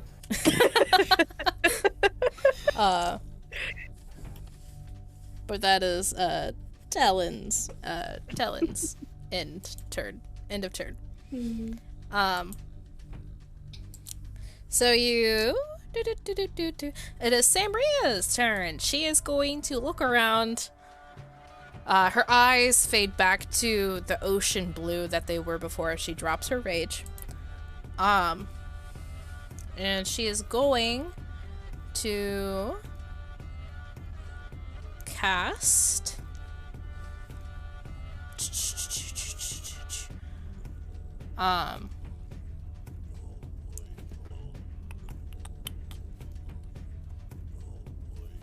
okay, making sure she has all of her spells. She's going to cast Mass Healing Word. The 3rd level. Wait, no. I lied. At 5th level, she runs around 5, 10, 15, 20, 25, 30, 35, so she can see 40, 45, believe, what is her? 40, so she needs to move back 1. She moves in front of dentures and everyone so she can see everyone. And 1, 2, 3, 4, 5. And everyone will receive 15 points of healing. So go ahead and put back 15 points, hit points back on your sheet. And that'll be her turn because her bonus action was used to stop raging. Next up is Red Guest. Sam. Wait, even me who's behind a wall. She moved to partial vision and she like leaned around and saw you. Okay. So can I try to break out of my restraint? Yes. First? Okay. Do I add anything to that, or? So, strength or dex. I'll allow either. Okay. That's a 6. Oh, man. You, like, it's kind of like when a cat's claw gets, like, caught in furniture, and, like, cloth furniture, and can't get it out except with your tooth, and you're, like, trying to, like, pull up while pushing out, and you just feel like your tooth start to pull away from your face. It's not a good situation, but you can't get out without breaking your tooth with that check. Okay, then I'll just wait. End my turn. Alright. Next up is Tavis. Again, you received 15 points of healing from Samria from her on her turn, so make sure you add that. And as the sphere wore off, you take 12 points of necrotic damage.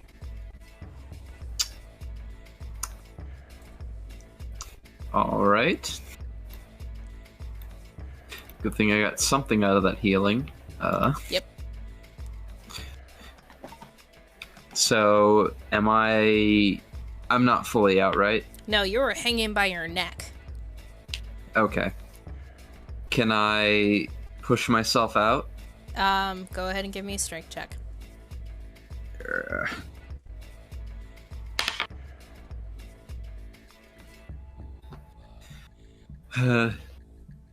17.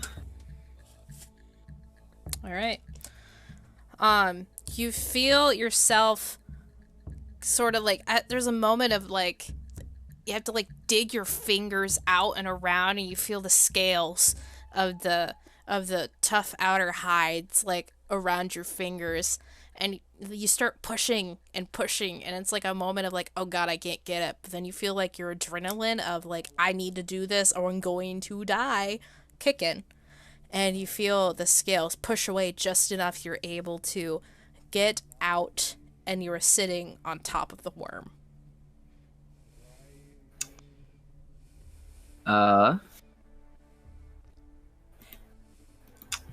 Who kind of flails a little bit and just like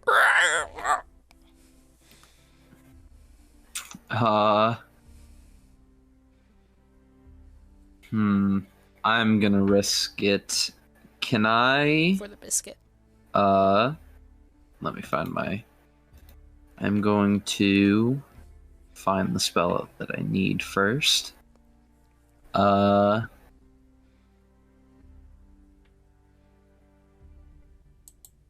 going to stick my hands inside where I just pulled out. Mm-hmm. And inside I'm going to shoot I'm going to cast Scorching Ray. All right.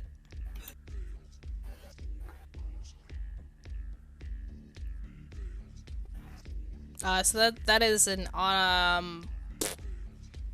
we're gonna say the since it's inside of the creature, it's an automatic dexterity fail.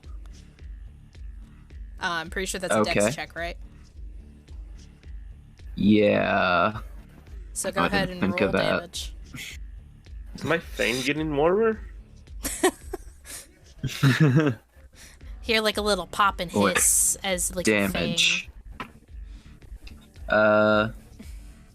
20, I think. For your wild magic? No, for the damage in total. Oh, did you do 3? Yeah. Okay. That's what Scorching Ray is. Gotcha. I always forget about that. And you reach your hand inside, and you hear, like sort of like a muffled implosion. So like boom, boom, boom, and like the worm creature everyone sees like writhes in pain as its internal organs are an internal sort of like necrotic energy is being absconded and hit with fire energy, and you can kind of tell that if you had hit the outer thick hide of this creature, it would have done less damage, but since you hit the inside, it did the full amount. And it gives out like a...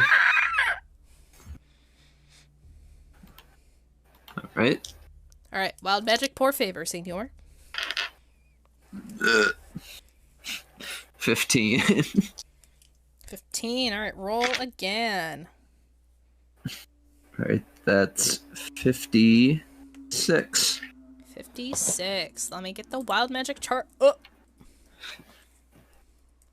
And you guys can kind of tell that this worm, extremely hardy and tough.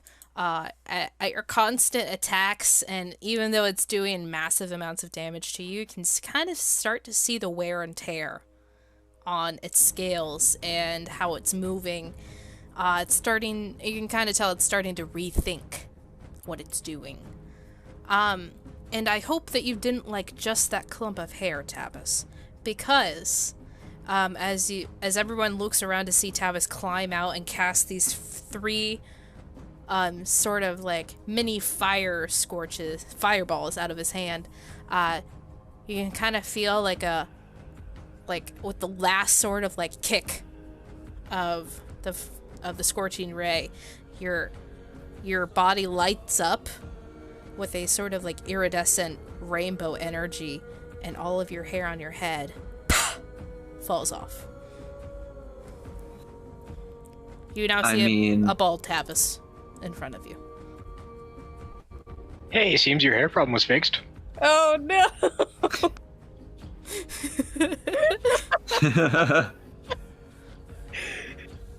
The only thing that would have made it better is if Red Guest lost all of his friends.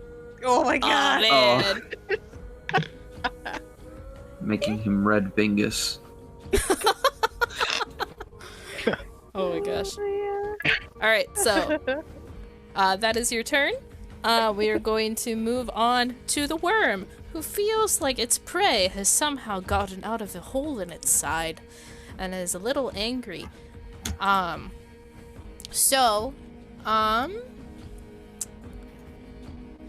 With that, he's going to roll back up onto its regular side, so we're going to need, Tavis, can you make a dexterity saving throw for me?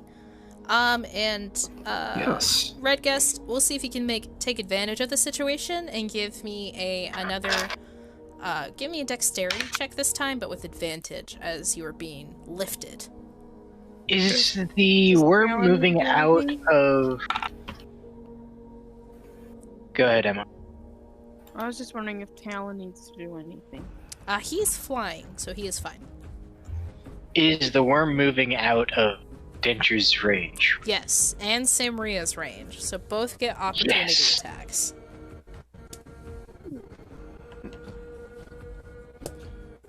$24 with a natural 20. Very nice. Alright. Let me get... 12. Alright, 12. So Tavis, as you lose all your hair and you're like looking at it fall off your head and you're like touching your head, it kind of throws you off, literally, as this worm rolls back up. You are nearly able to avoid being trapped underneath of it and receiving damage, but you are now prone about, as it's going to move 5, 10, you're about that 15 feet that way. It's going to move over here. But you're prone, so remember that. 13. Samria senses a moment as it's rolling away, as well as Denture's, and hacks at it with her axe, hitting, doing a good 13 points of damage. So what did Denture's get? Denture's rolled 23 to hit. Very nice. Definitely hits. How much damage? He rolled a 5 plus 4, which is 9. 9 points of force damage. Very nice. Is it sad that my automation does more damage than... No, it's a hard fight, and some fights are more geared to certain player types than others. No, I'm just saying overall, like, he can do more damage than me easily. I mean, don't feel too bad. And you can... Yeah, I agree, Red Fist. But you guys can see as, with the hack and slash of another Misty Axe and Denture's rearing back, opening its jaw, you can kind of hear the clanking of some of its parts that were damaged. It's forcing its jaws open a little bit wider and crunching down on the hide. You can kind of see it tears off one of the scales, blood pouring out of a sort of bloodish, greenish, reddish, blackish ichor pouring out of one of the holes on the sides, and the scales start to sort of like You know, like when you have like really dry skin and the blood starts to flow in between like the parts, like the little scales on the outside of your skin. That sort of situation is starting to happen. He is bloodied. As he gives that so that was his movement. And he is going to... Am I free? Yes, you... Oh, sorry. Yeah, so as the roll happens, Redguest, you sense the moment of momentum at the apex of the swing, and you push up as your fang dislodges at just the right moment, and you do like a cool little double flip back and land on your feet. Cool. Heck yeah, dude. Redguest is very angry. That's fair. That's fair. And kind of irritated that things are all around it and what it's gonna do. You can kind of tell that, let me just double check.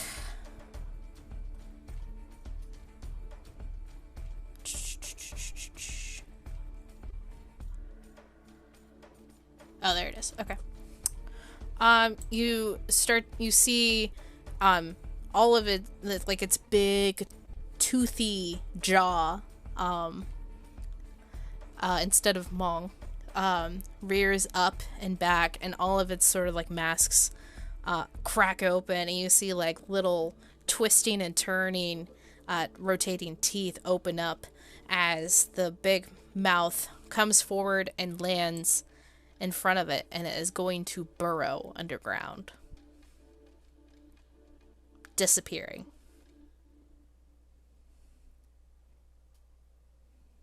And that's its turn. No! It is, only within Redguest's reaction, sort of. Opportunity to attack range. So Redguest... Oh, okay. Like I couldn't grab onto it reaction? Redguest, do you have Sentinel?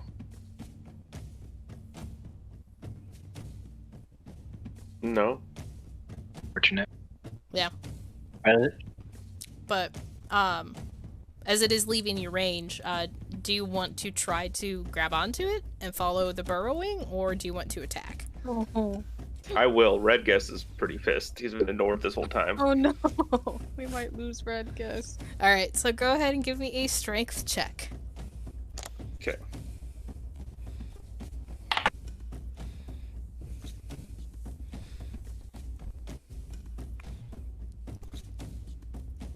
$15. Alright, you leap on and grab the end of his tail at just right as he disappears, and all of you see Redguest fly into the hole with him, disappearing as well. And Bye, Redguest... buddy. Hope you find your dad. And you're flying along dark underground, and as a cat, I believe you have dark vision, correct? I believe so. Okay, it is pretty darn dark down here, so you can really only see like what's right in front of you, and rock is just flying past you, and you have no idea where you're going. But you are being dragged wherever this thing determines it wants to go. I'm on for the ride. Yeah.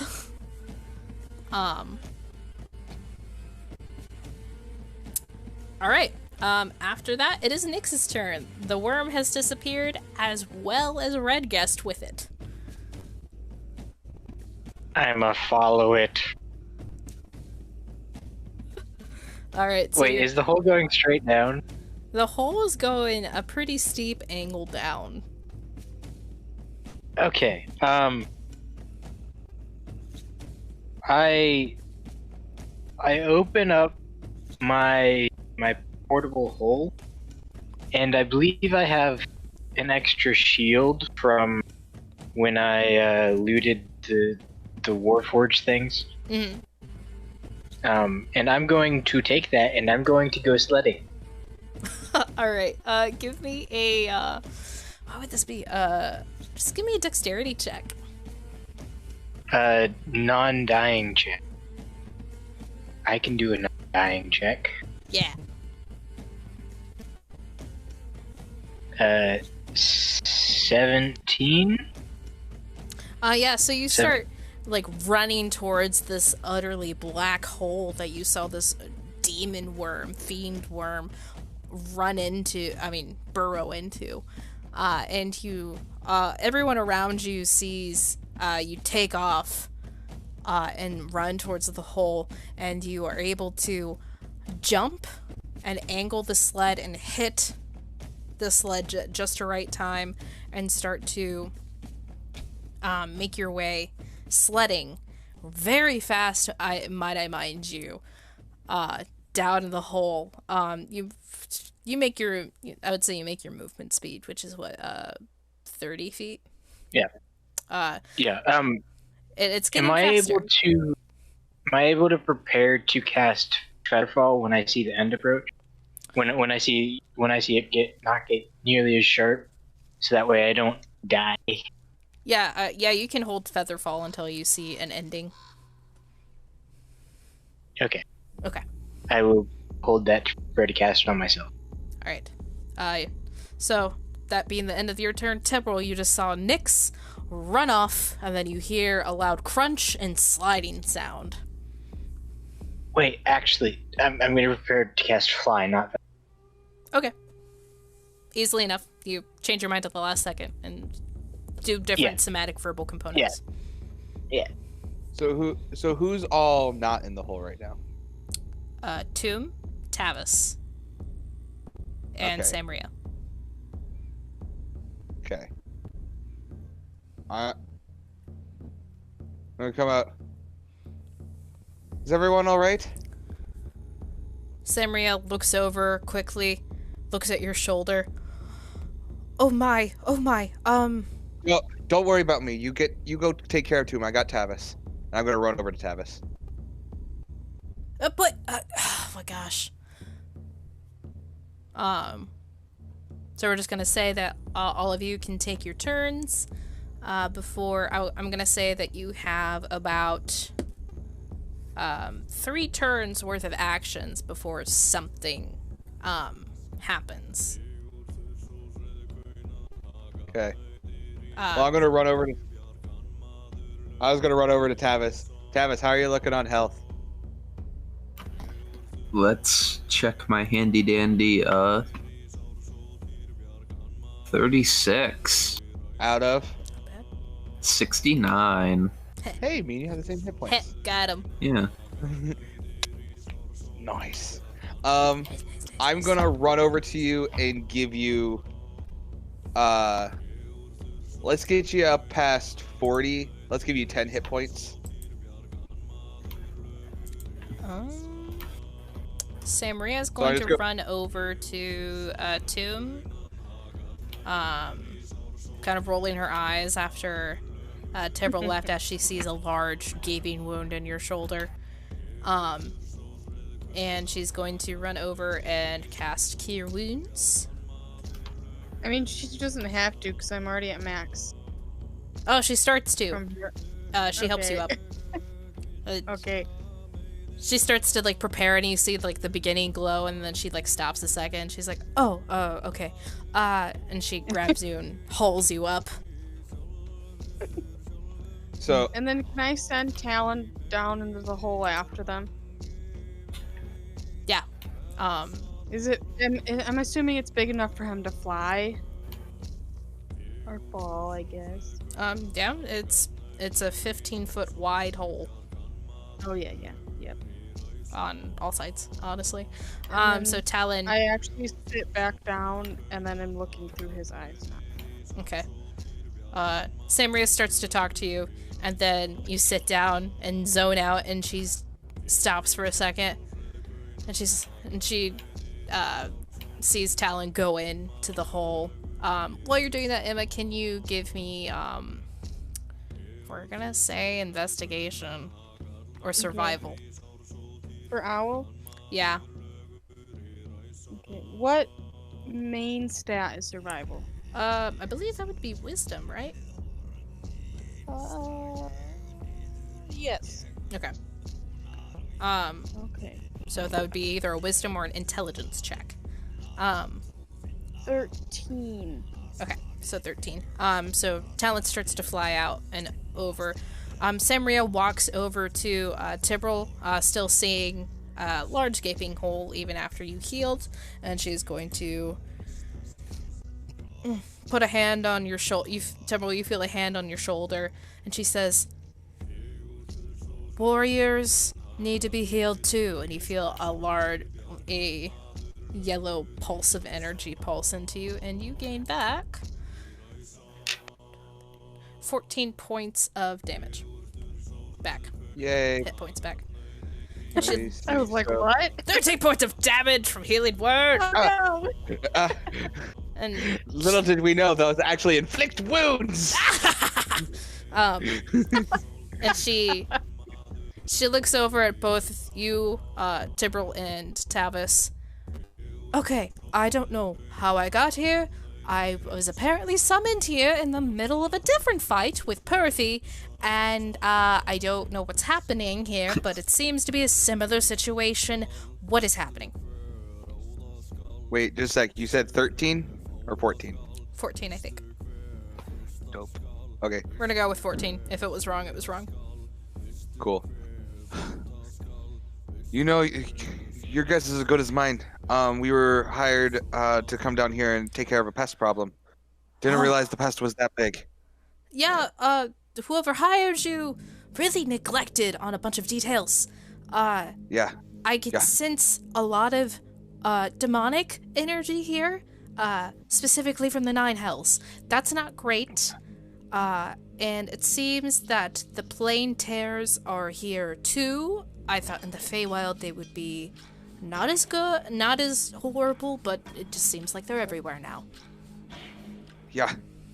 Whatever it is, I don't know, but this thing is not from this world. It does not seem right.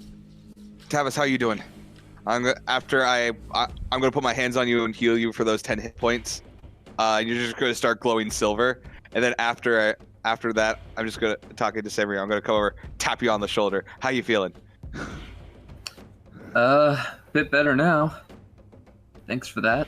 No I'm problem. gonna stand up. You had it the worst of us. Oh man. And Samria pops in. Tavis, were you the one who summoned me? I'm not sure, but I get a sense that your magic energy is a familiar one. Possibly. Weird. Maybe. Weird. Have you done that Most before? likely. Have you done that before? Maybe? Oh, you don't know. Yes. Great. So after we go and rescue your 3 other friends, one of them's an owl, but it's fine. We'll have way more. So a little bit, not a lot of it. A little bit more time to talk about that. But we have other things that we need to go and handle. Yeah, for sure. It's just I don't think any of us can get down this hole safely. Right. the moment. She kind of thinks for a moment. At least not quickly.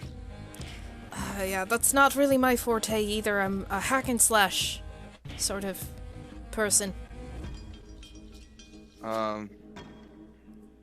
Just a moment. I'm gonna walk over to Tomb. Bloop. Walk around the hole over to Tomb.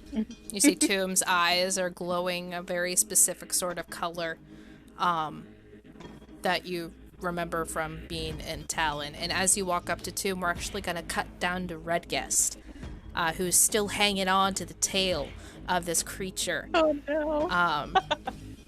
And you actually, like, it feels like you're going forever. And can you make a strength check again? Yep. As, like, the rocks are flying past you and you feel elevation go up and down. You're getting a little lightheaded and you have no idea if you're able to hold on. You say strength? Yes. 17. Very nice. So you're just barely able to hold your grip onto this wormy thing as you sense it is trying to shake you off with even more intention. And as you go, you feel like it's sort of like curve around to the left. Is there anything you would like to do? I'd like to keep hanging on. Just keep hanging on. It feels like you're in for a very still wild ride. Nyx, remind me what your flight speed is. Flight speed is 40 feet per turn. Okay, so you're not quite able to catch up as his burrow speed is 50 feet, and he got a head start on you. But you see this hole is quite large, and the sled is getting faster and faster, and you make a perception check for me. Do you have dark vision? Yes. Okay. DC is lowered then. Perception. Ugh, I'm not good at that. Natural 19 plus 0. Very nice. You see about 35 feet in front of you is a very sharp left curve that is starting to come up pretty darn quickly. You can either choose to start to fly, or you can try to brace to turn with it, because you still have your momentum. And sorry, I begin to brace because I still have my momentum. Yeah, said? You can either choose to cast fly and start to fly. Because your movement speed is 30, but you haven't started flying yet. I forgot that you didn't do that. You can either choose to start flying when you see the sharp left curve coming up, or you can make a check to see if you can take the curve and continue sledding as you are speeding up as the angle is still kind of going down.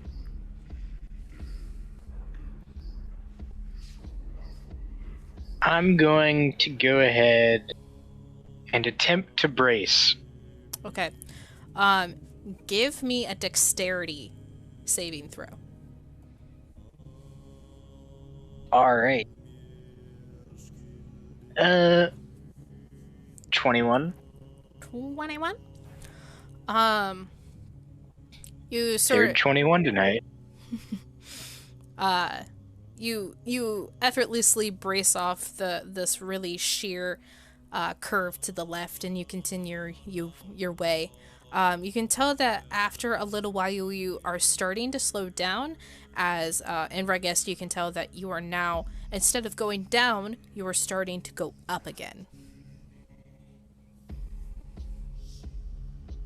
Okay, at this point, I'm going to cast Fly as my... Alright. In Redguest, we're actually going to cut over back to Tibril, who has walked up to Tomb. And Talon is following behind Tomb at 60 feet, I believe. So you are now you can now see the back of Nyx as he just begins, releases his flying spell and starts to fly. Okay. I'm just gonna keep following. Okay. And Tibril, you walk up to Tomb, who is now still looking through Talon's eyes, as you recognize from before.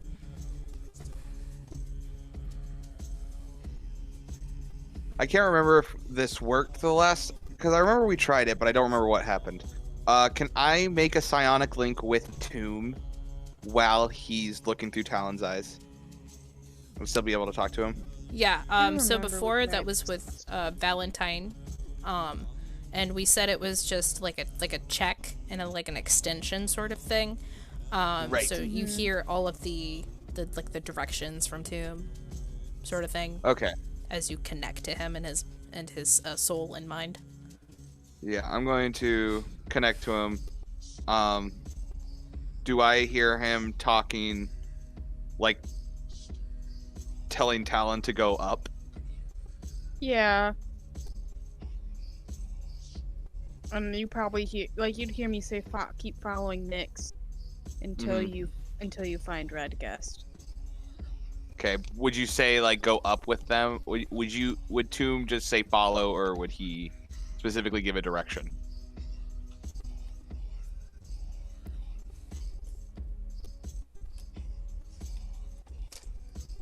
You would probably say follow Nyx up until you find Redguest. Okay. So if I hear that, I'm going to break the psionic link. It's like, okay, it's coming back up. Okay. Talon is following it, and Tomb just gave him the command to follow him up. Samria looks around. Alright, so I suppose that we need to, is anyone still feeling worse for wear? I'm fine. Alright, Tavis? What was that? Sorry, you cut out for a sec. Are you feeling worse for wear still, or are you feeling alright now? I think I'm alright. I think I'll be fine. Alright, All right. She's just gonna nod. We need to prepare. Yeah. Like Tibril said. So, it sounds like it's coming up quick, so it might just be all of us come over here. Let's all protect Tomb while he's not here with in his mind. So that way when Talon gets back, we can all be ready for a fight. Samria nods. Leave that to me. Don't worry. I'm sorry. I'm not leaving Tomb's side. She pauses for a moment. Alright. In that case, she walks over next to you, Tavis. Alrighty.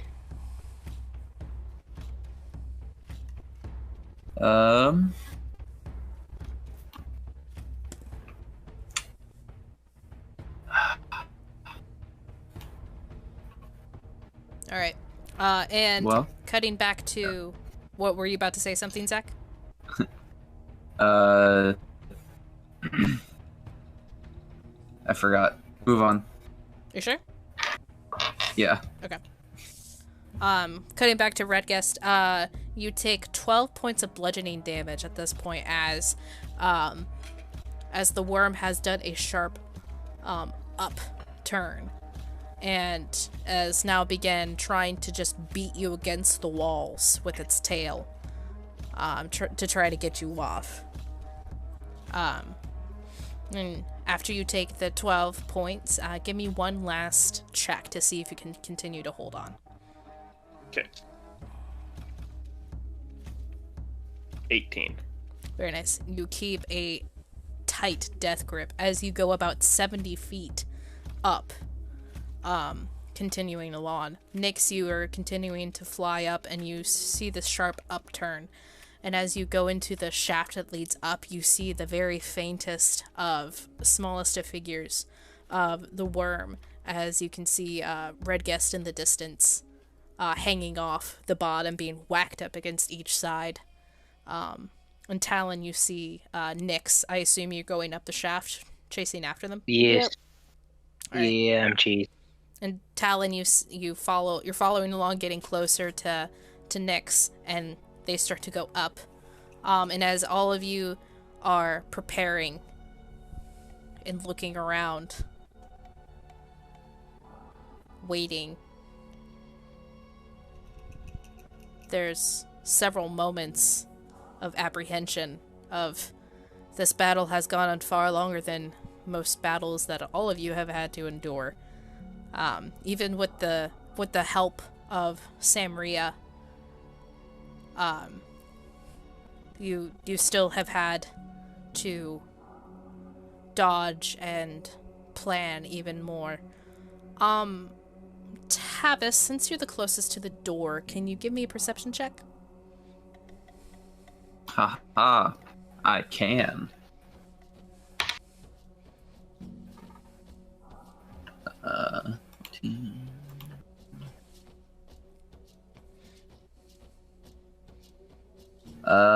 Unnatural 20. Alright. You hear footsteps start to approach.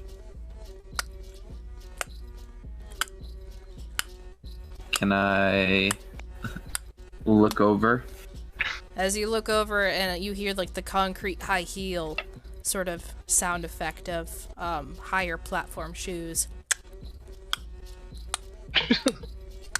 approach. You see an elven woman with a black cloak. One side of her head shaven, and the other side brown tresses of hair falling and brown skin. And she looks over at all of this. I was sent down to help with this infestation problem. And right as she says it, right behind all of you, you hear erupt from the ground. The giant worm flow out from beneath of the ground, and Rio looks up and says, yes, I believe it is that problem. And that's where we're going to cut today's session. Is she the one that Red Guest knows, or am I thinking of someone else? Yeah, it's I'm pretty sure that's who that is. That dude Tibber wants to do a murder too. Okay. That's the one who stole. That's the one who stole the Ekman. Oh gosh. Yep. I mean, you don't know if she stole Ekman, but that's the one that Red Guest knows. Right. Well, that's the one Ekman described. Oh, right. She'd have all the features that he described. Black cloak, brown hair, brown skin.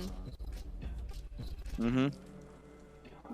Oh, and I forgot to mention one detail. She has a eerily green, glowing earring that is coming down from the left side of her face for the ear that is shaven. Like the side of her head that's shaven, the ear that's exposed more. There is a green, illuminating sort of spherical earring that is just kind of like sitting there, oddly illuminated. Fair enough. Burn it with fire.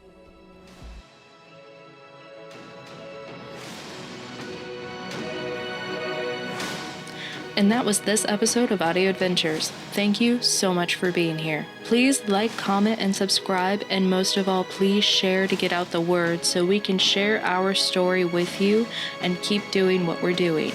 If you have an idea for an NPC, a shop, or even an encounter, please comment down below. You might be seeing any of those in the next session or maybe even the upcoming sessions. Again, thank you so much for being here, and we will see you next week. Please stay safe, everyone, and wear those seatbelts.